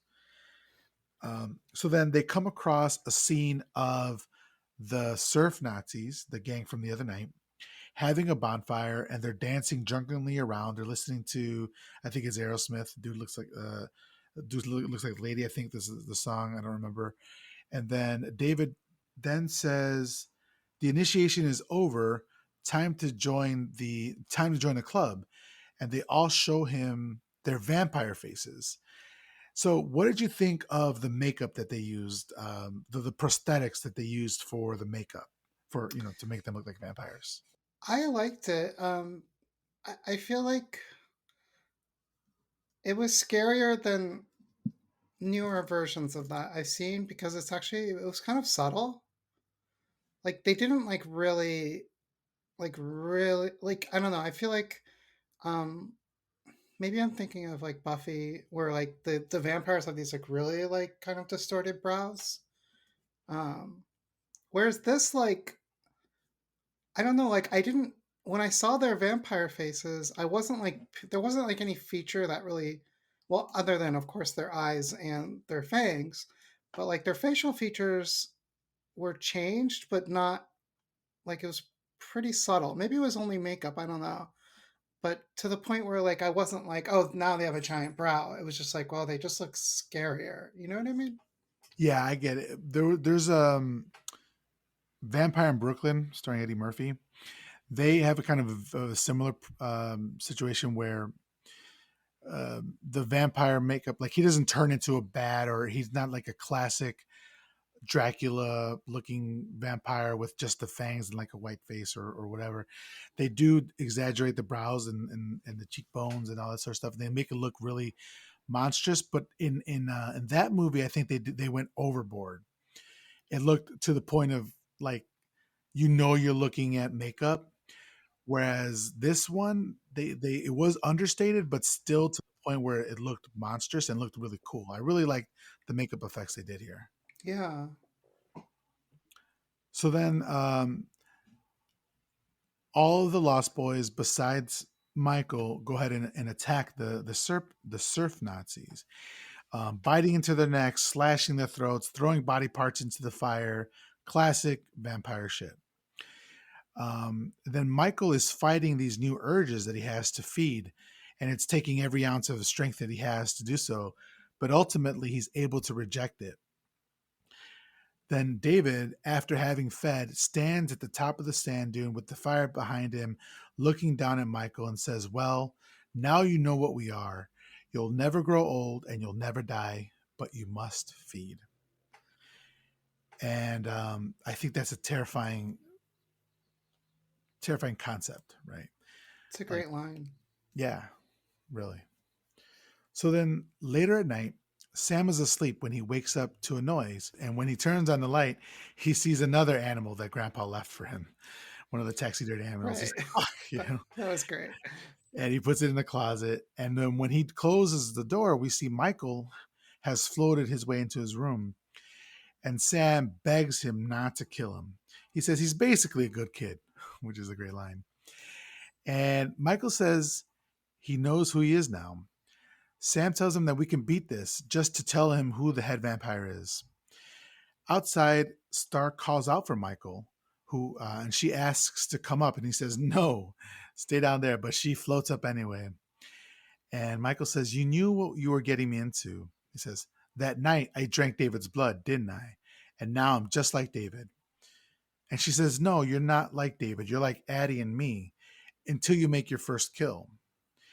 Um, Star then says that Michael was supposed to be her first, but she couldn't. She couldn't bring herself to do it. And he doesn't really believe her. He says, "Oh, yeah, what? You want to make me believe that you care so much about me?" She says, "Yes, that's why I haven't been able to hurt you because I care so much about you." She says it's not too late for him, and she was hoping that he would help her and Laddie. Then Sam yells out, so they leave. And as they leave, Sam yells out, "Don't kill anybody till we get back to you," which is a great line as well. And then he calls the Frog Brothers. They get to the house and they take Grandpa's car to the abandoned hotel. And Grandpa was putting up a rather violent looking fence. It was 6 feet tall with wooden posts that are like stakes at the top. And I'm like, I wonder how that's going to come back in the Right. future. So they kind of telegraphed that one, but okay. Once they get to the hotel, Michael tells Sam that he doesn't want him going down there, that these guys, the Lost Boys, are brutal killers.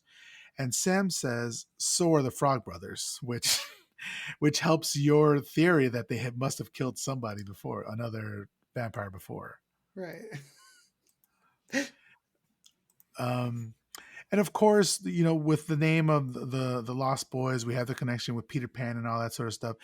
And I just want to say that it did start off in the early beginnings of the script as a more of a direct connection to the Lost Boys, but Joel Schumacher didn't really like that, so that got cut, whittled out of the um, out of the script, and so you kind of just have the name and sort of some remnants of that. So Right. there's not a lot of Peter Pan still here, just kind of like the bones of it.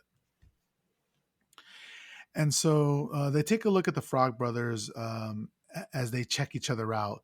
They're like, making sure they have their backpacks and suited up and all that, like they're going in a war, which is great. He says, "Even though you're a vampire, you're still my brother, and I love you." And then as they're getting ready to go in, Edgar says, "If you start acting weird or try to vamp out in any way, I will stake you." Yeah. Which apparently the term vamp out became very popular after this movie because of that. So gotta love that. As they get in the hotel, the Frog Brothers say, "Let's kill Star first," and Michael yells at them not to touch her.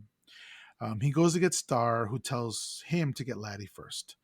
So the Frog Brothers have found a draft coming from an opening in one of the caves and go looking for the rest of the vampires. They know they're getting closer by the amount of flies and the stench. In the meantime, Michael has carried Laddie and Star to the car. The Frog Brothers and Sam have gone to an end and they believe that they haven't found anything. But then they look up and they see the Lost Boys hanging from the ceiling, the cave being their giant coffin. This was creepy as hell to me. The fact that they're above them. But I like the fact that these are like the 80s vampires. These are the cool MTV vampires. They're not going to be in coffins. That's old, stodgy, Universal Horror, black and white, Bela Lugosi sort of stuff. They're just hanging from the cave. And later on, we see that they have like bat-like feet, which is they look kind of nasty. Yeah, So like really gnarly toenails. yeah. So what did you think of this here? Yeah, that's cool. I mean, it's also like a better. I mean, it's definitely like a better. I feel like you're more vulnerable in a coffin, right? Um, Right, right, right. hanging, you're. It's Because it's kind of on the ground. They just got to open it up and then they kill you. There, they got to go up. yeah. Um, so yeah, I think they're leaning into the more of the bat. You never see any of them like turn into bats. So I don't know if they can do that in this. Have you seen any of the sequels? I guess there's two sequels. No, no, absolutely not. I don't know I why. think they were direct to video for a reason. Yeah, I don't think it's.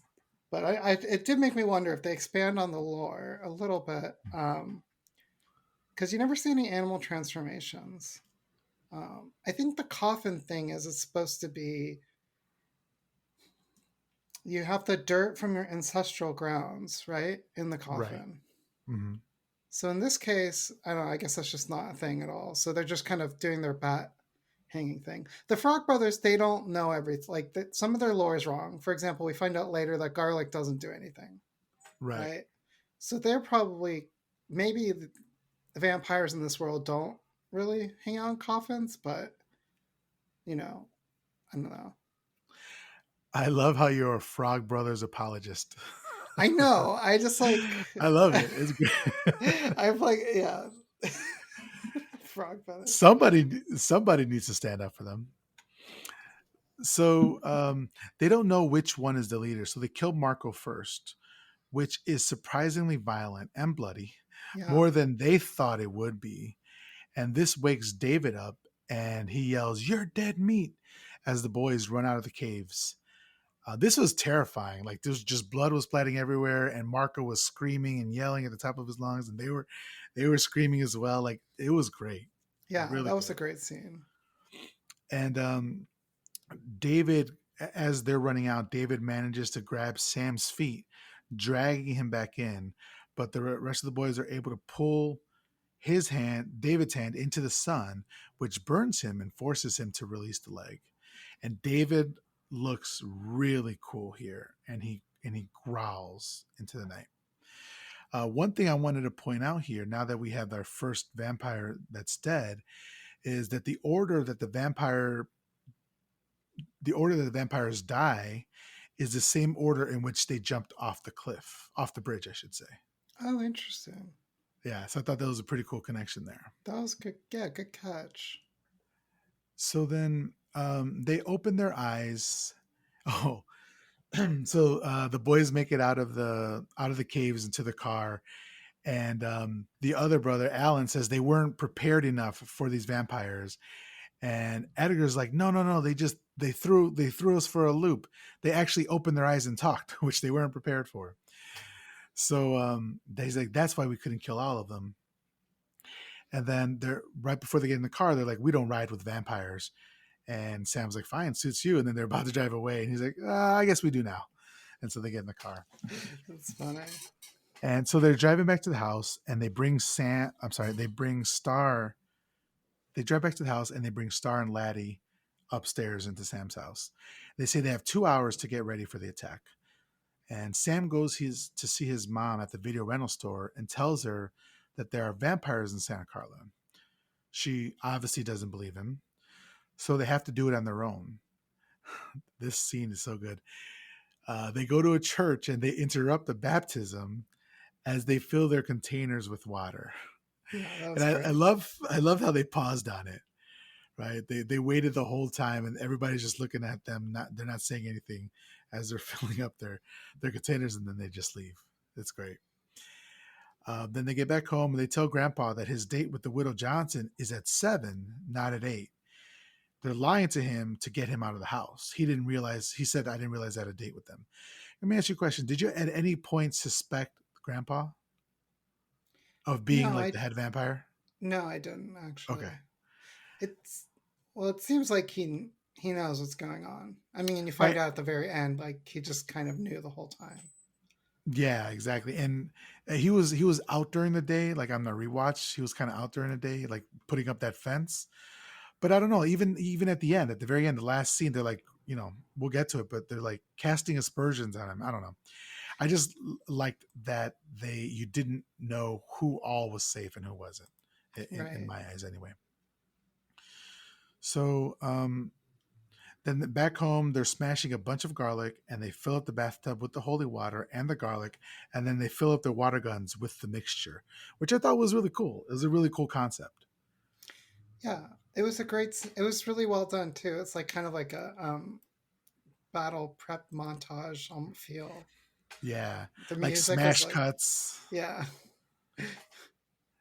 So as the sun goes down on the amusement park, David and the Lost Boys wake up, and the first thing David does while he's hanging from the rafters with his from his bat feet, he yells and flies out of the cavern, remembering what transpired earlier.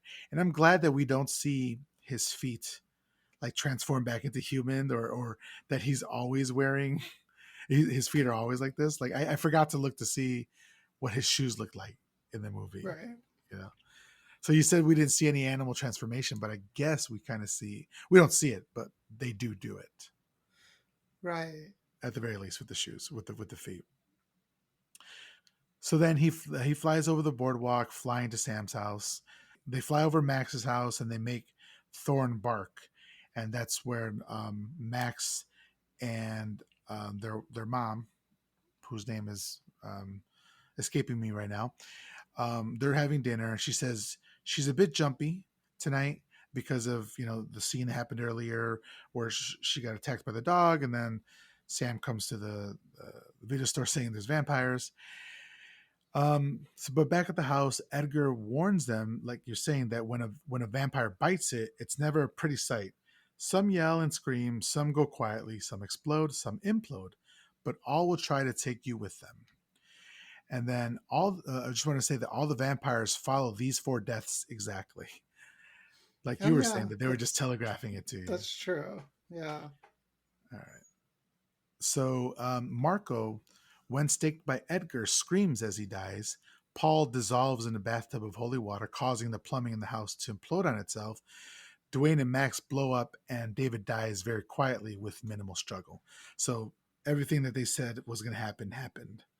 Um, so then, outside of the house, the goodest boy is freaking out as the wind picks up. Sam runs out to get him, as they all warn him not to. Michael runs out there with him, trying to help them get the dog faster. They finally, because he was tied to the post, they release him, and they're able to get into the house just as the Lost Boys have arrived. They're flying at them. They make it. They barely make it into the house and lock the door. One Lost Boy comes to the fireplace and starts attacking them. And then Star and Laddie run upstairs. And once they get upstairs, Edgar says, "Let's just kill them now." Which that kind of I didn't like that part. So I'd like to ask you, as a Frog Brothers apologist, what you thought why they would do this. Oh yeah, that's kind of messed up, I guess. Um, I don't know. I'm not sure if I can excuse that behavior. They're really passionate guys, I Yeah, I guess. think they were overzealous and got caught up in the They just moment. really want to kill vampires. So, so Star and Laddie run into a bedroom, and then with the Frog Brothers follow close behind them, and then Paul, one of the Lost Boys, surprises them. He was standing behind the door, and he says, "You killed Marco," and they say, "Yeah, and you're next." And they lead him into the bathroom next to the bathtub, and he says, "The garlic doesn't work, boys." When they say, "Yeah, but holy water does," and they splash his face with the water, which burns him like acid, and it looks really cool, a really great Yeah, effect. And then he lunges at them, but the goodest boy attacks them and knocks him into the water. And he screams violently as his body slowly dissolves and leaves a skeleton. And then the pipes burst with blood starting to flood the house. Great death. yeah, Back downstairs, Sam tries to wake up Michael, but he is attacked by Dwayne, another of the Lost Boys, and Sam shoots him with the holy water gun, but that only stops him temporarily. He then shoots an arrow at him, but he misses. And Dwayne then attacks again, and Sam shoots him through the chest this time, hitting him and knocking him into the TV, which electrocutes him and causes him to blow up. This is a bit far fetched, but still great. I love this scene. I I, mean, both of those deaths, they're like yeah, crazy. Like yeah. the blood is like explodes the toilet. Like it comes out of like every pipe and like everything's getting destroyed. Uh, Super epic. I was really feeling bad for like the mom at that point. I'm like, oh great, the mom's gonna come back and the house is gonna be trashed. Yeah, and Grandpa too, like his house, like the thing he Yeah, it's was. his house. Yeah. But So then now David is now in the house and is fighting with Michael. And the Frog Brothers and Sam regroup upstairs, and they're like talking about their exploits of how they killed all these vampires.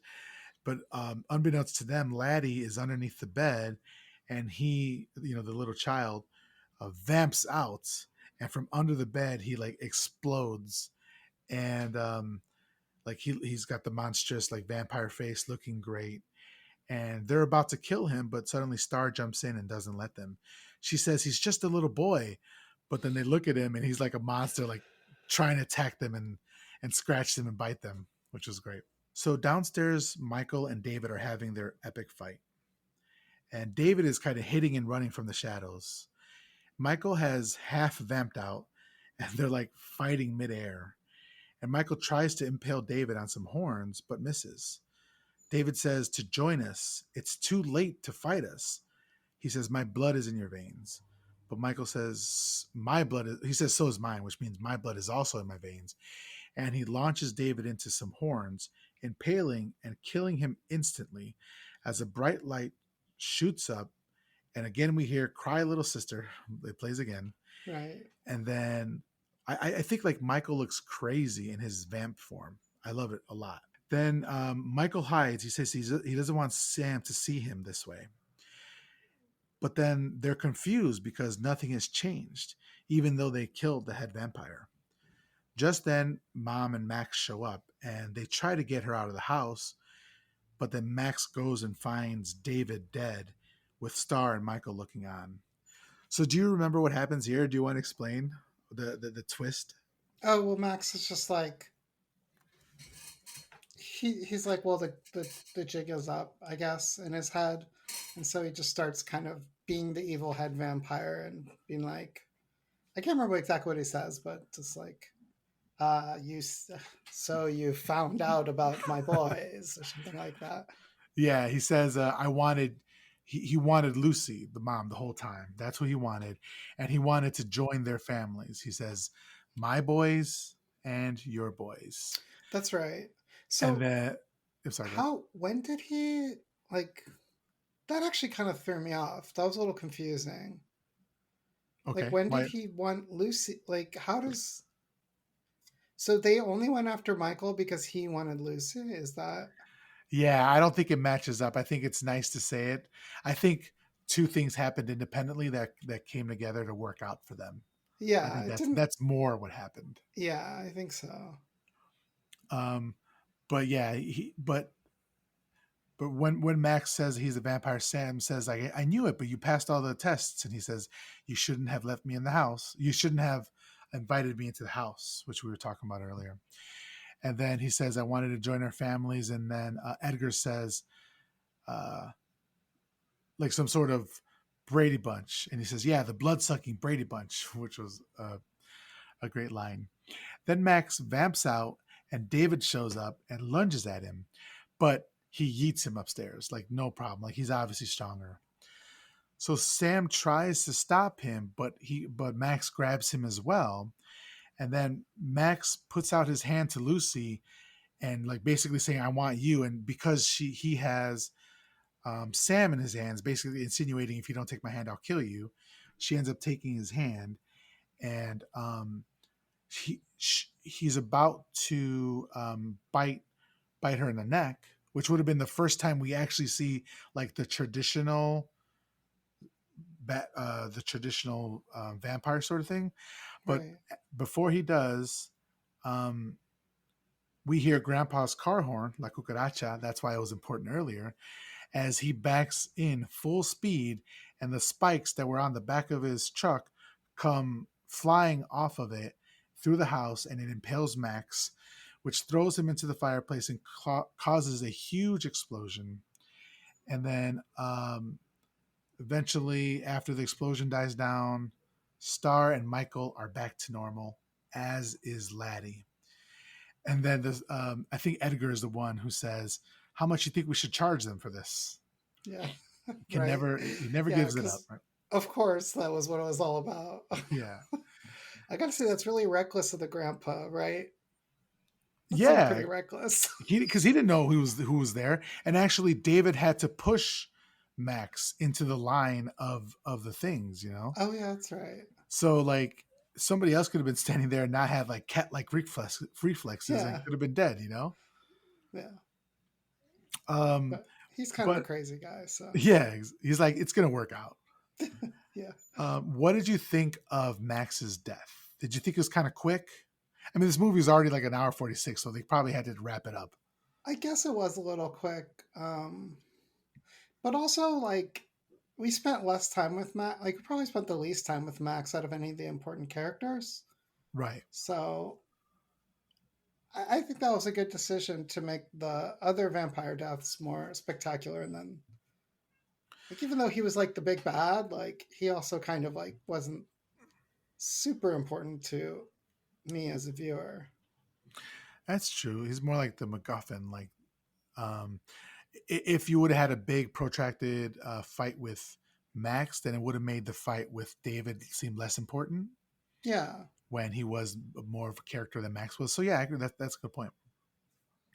So then after that, Grandpa walks out of his car into the kitchen, and he walks to the fridge and grabs a root beer from his shelf and chugs it. right, And then he says, "The one thing about living in Santa Carla I never could stomach, all the damn vampires." And he closes the door as the light fades off of Lucy, Michael, and Sam's face as they look dumbfounded.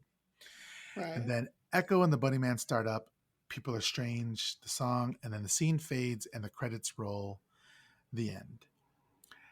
One more thing I wanted to say, and you sent me a video of this, was that the characters in the movie say the name Michael approximately 118 times.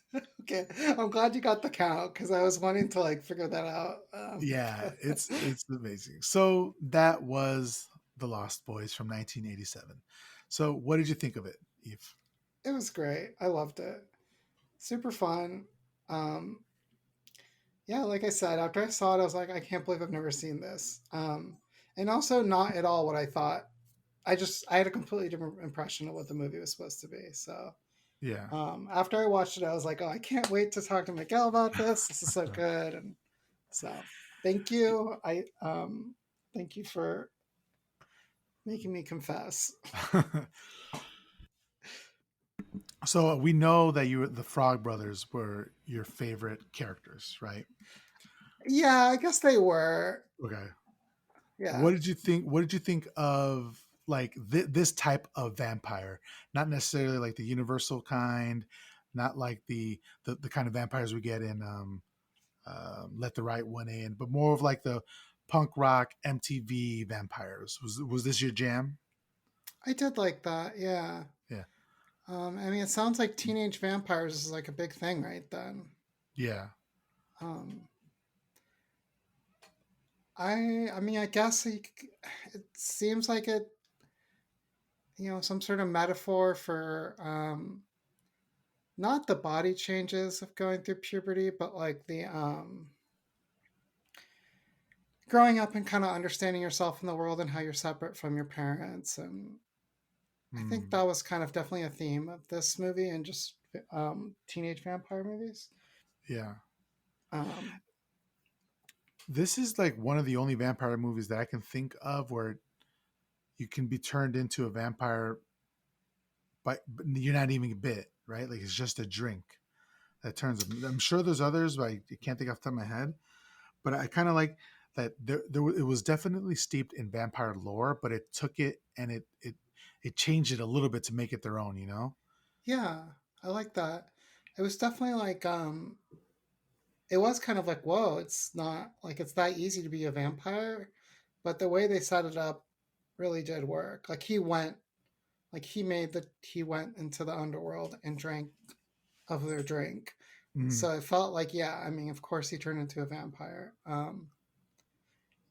If he had just been like, if that was just like slipped into his food or something, then that would have been kind of weird. But the yeah. way they did it made a lot of sense. And I like the setting as well. Like, you know, there's a couple movies like The Funhouse, which is a slasher, and then, of course, Us, and Killer Clowns from Outer Space. It takes place at a circus.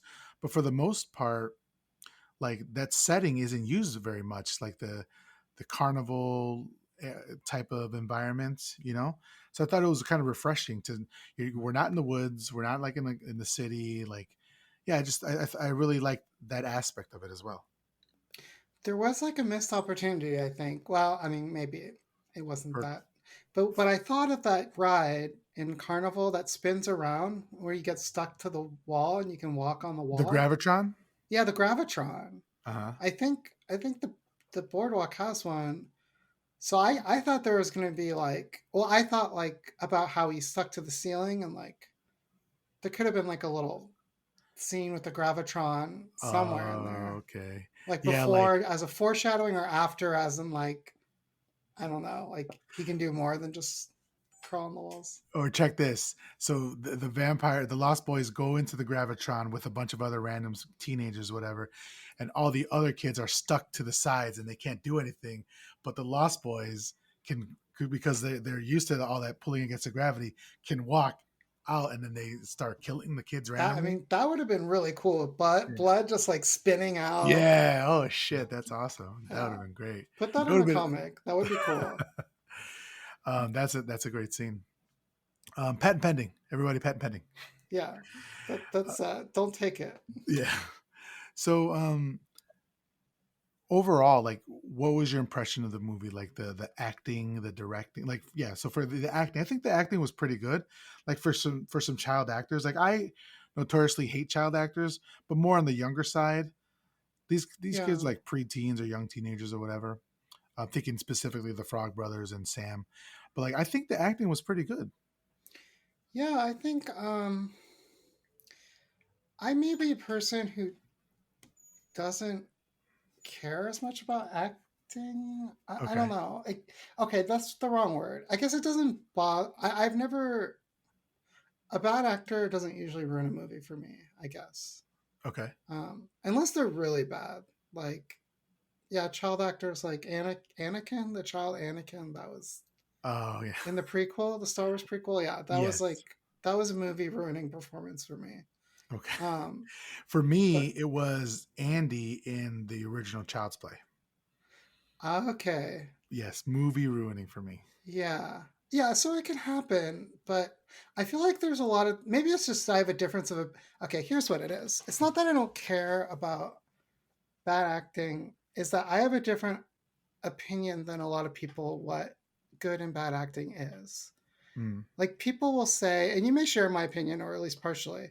People will say, for example, Nicolas Cage is like a bad actor in most of his movies or whatever. mm, But I just don't agree. I just think he's not going for realism, you know? mm. A lot of people like they'll look at acting and they'll be like they're judging it based on is this realistic or not, and I'm not really interested in realism in most cases. um, I mean, I think you want it to be believable, but it doesn't have to be like it's okay to do something dramatic, you know, like when you have lighting in film, it doesn't always look realistic, often not at all. Right, And I feel right. like acting should have that same freedom. So for a movie like this, like I mean, I think the acting was basically perfect. It just fit the tone. Yeah, that's great. I love that part of it. It's like acting is an art form, and you wouldn't say art like a painting needs to be one thing all the time. You know, Exactly. different artists interpret different ways, and obviously Nicolas Cage is an artist, and he's just Oh, definitely. interpreting the words differently. Same thing Yes. with like Christopher Walken with his stops and starts that he does. You know.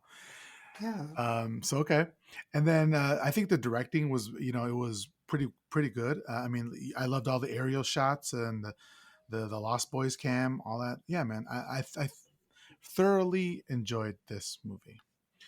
Yeah. Oh, I was going to say um,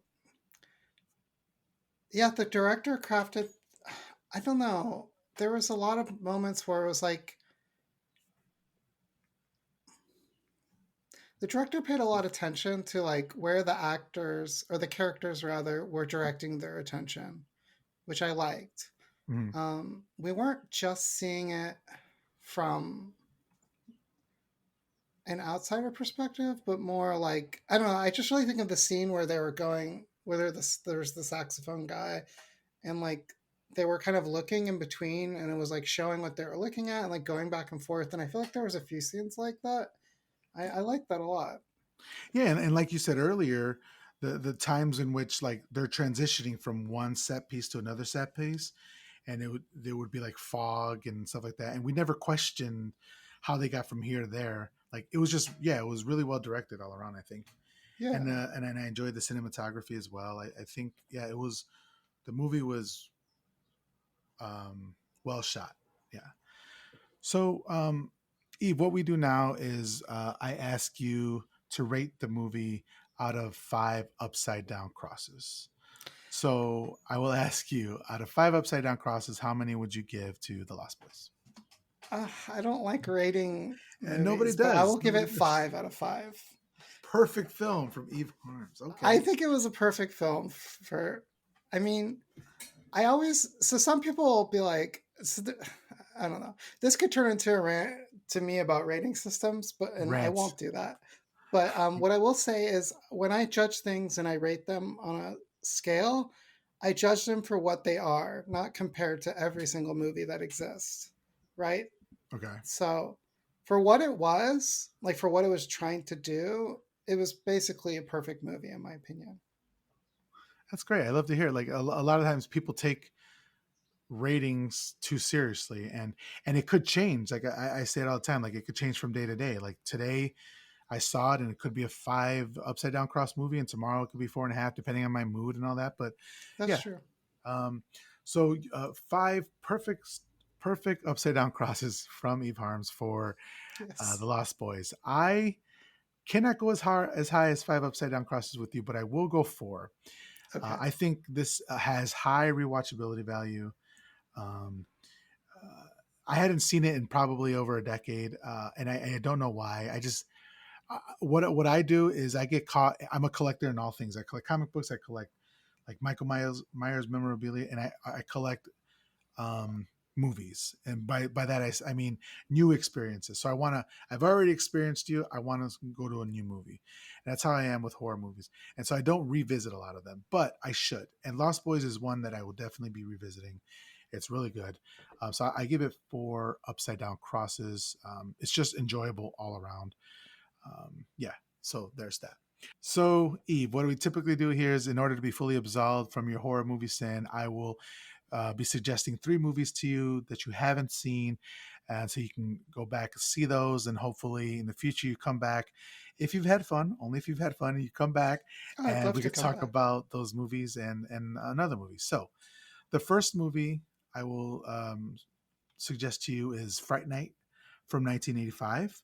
We talked about that one earlier, and it's very similar in that it's these teenagers trying to kill a vampire.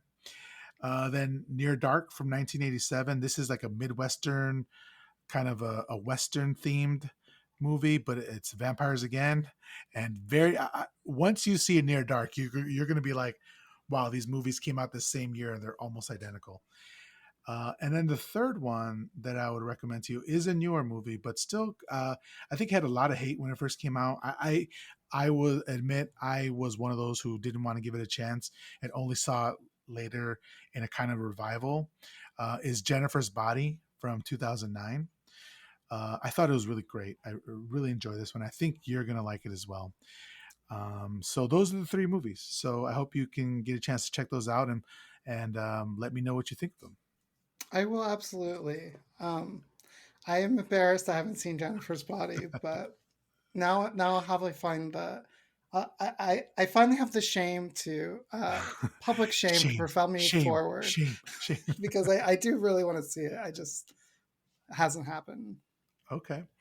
Well, Eve, that has been the show. I've had a great time talking with you about the Lost Boys. It's so much fun. Thank you for being on the show. I really appreciate you doing this. Once again, if you can let everybody know how they can follow you, where they can buy your book, all that sort of stuff. Okay. Well, thank you so much for having me. Yeah, this is a lot of fun. Um, my book is available on Amazon. It's transmuted. You can buy my zines on my website, shop.eveharms.com. And then eveharms.com has some more, has like a blog and some more stuff. Follow me on Twitter and Instagram at Eve Harms Rights. Uh, on TikTok, esoteric underscore Eden. And I am on Facebook, technically. Thank you so much for having me on. It's really nice. It's a lot of fun.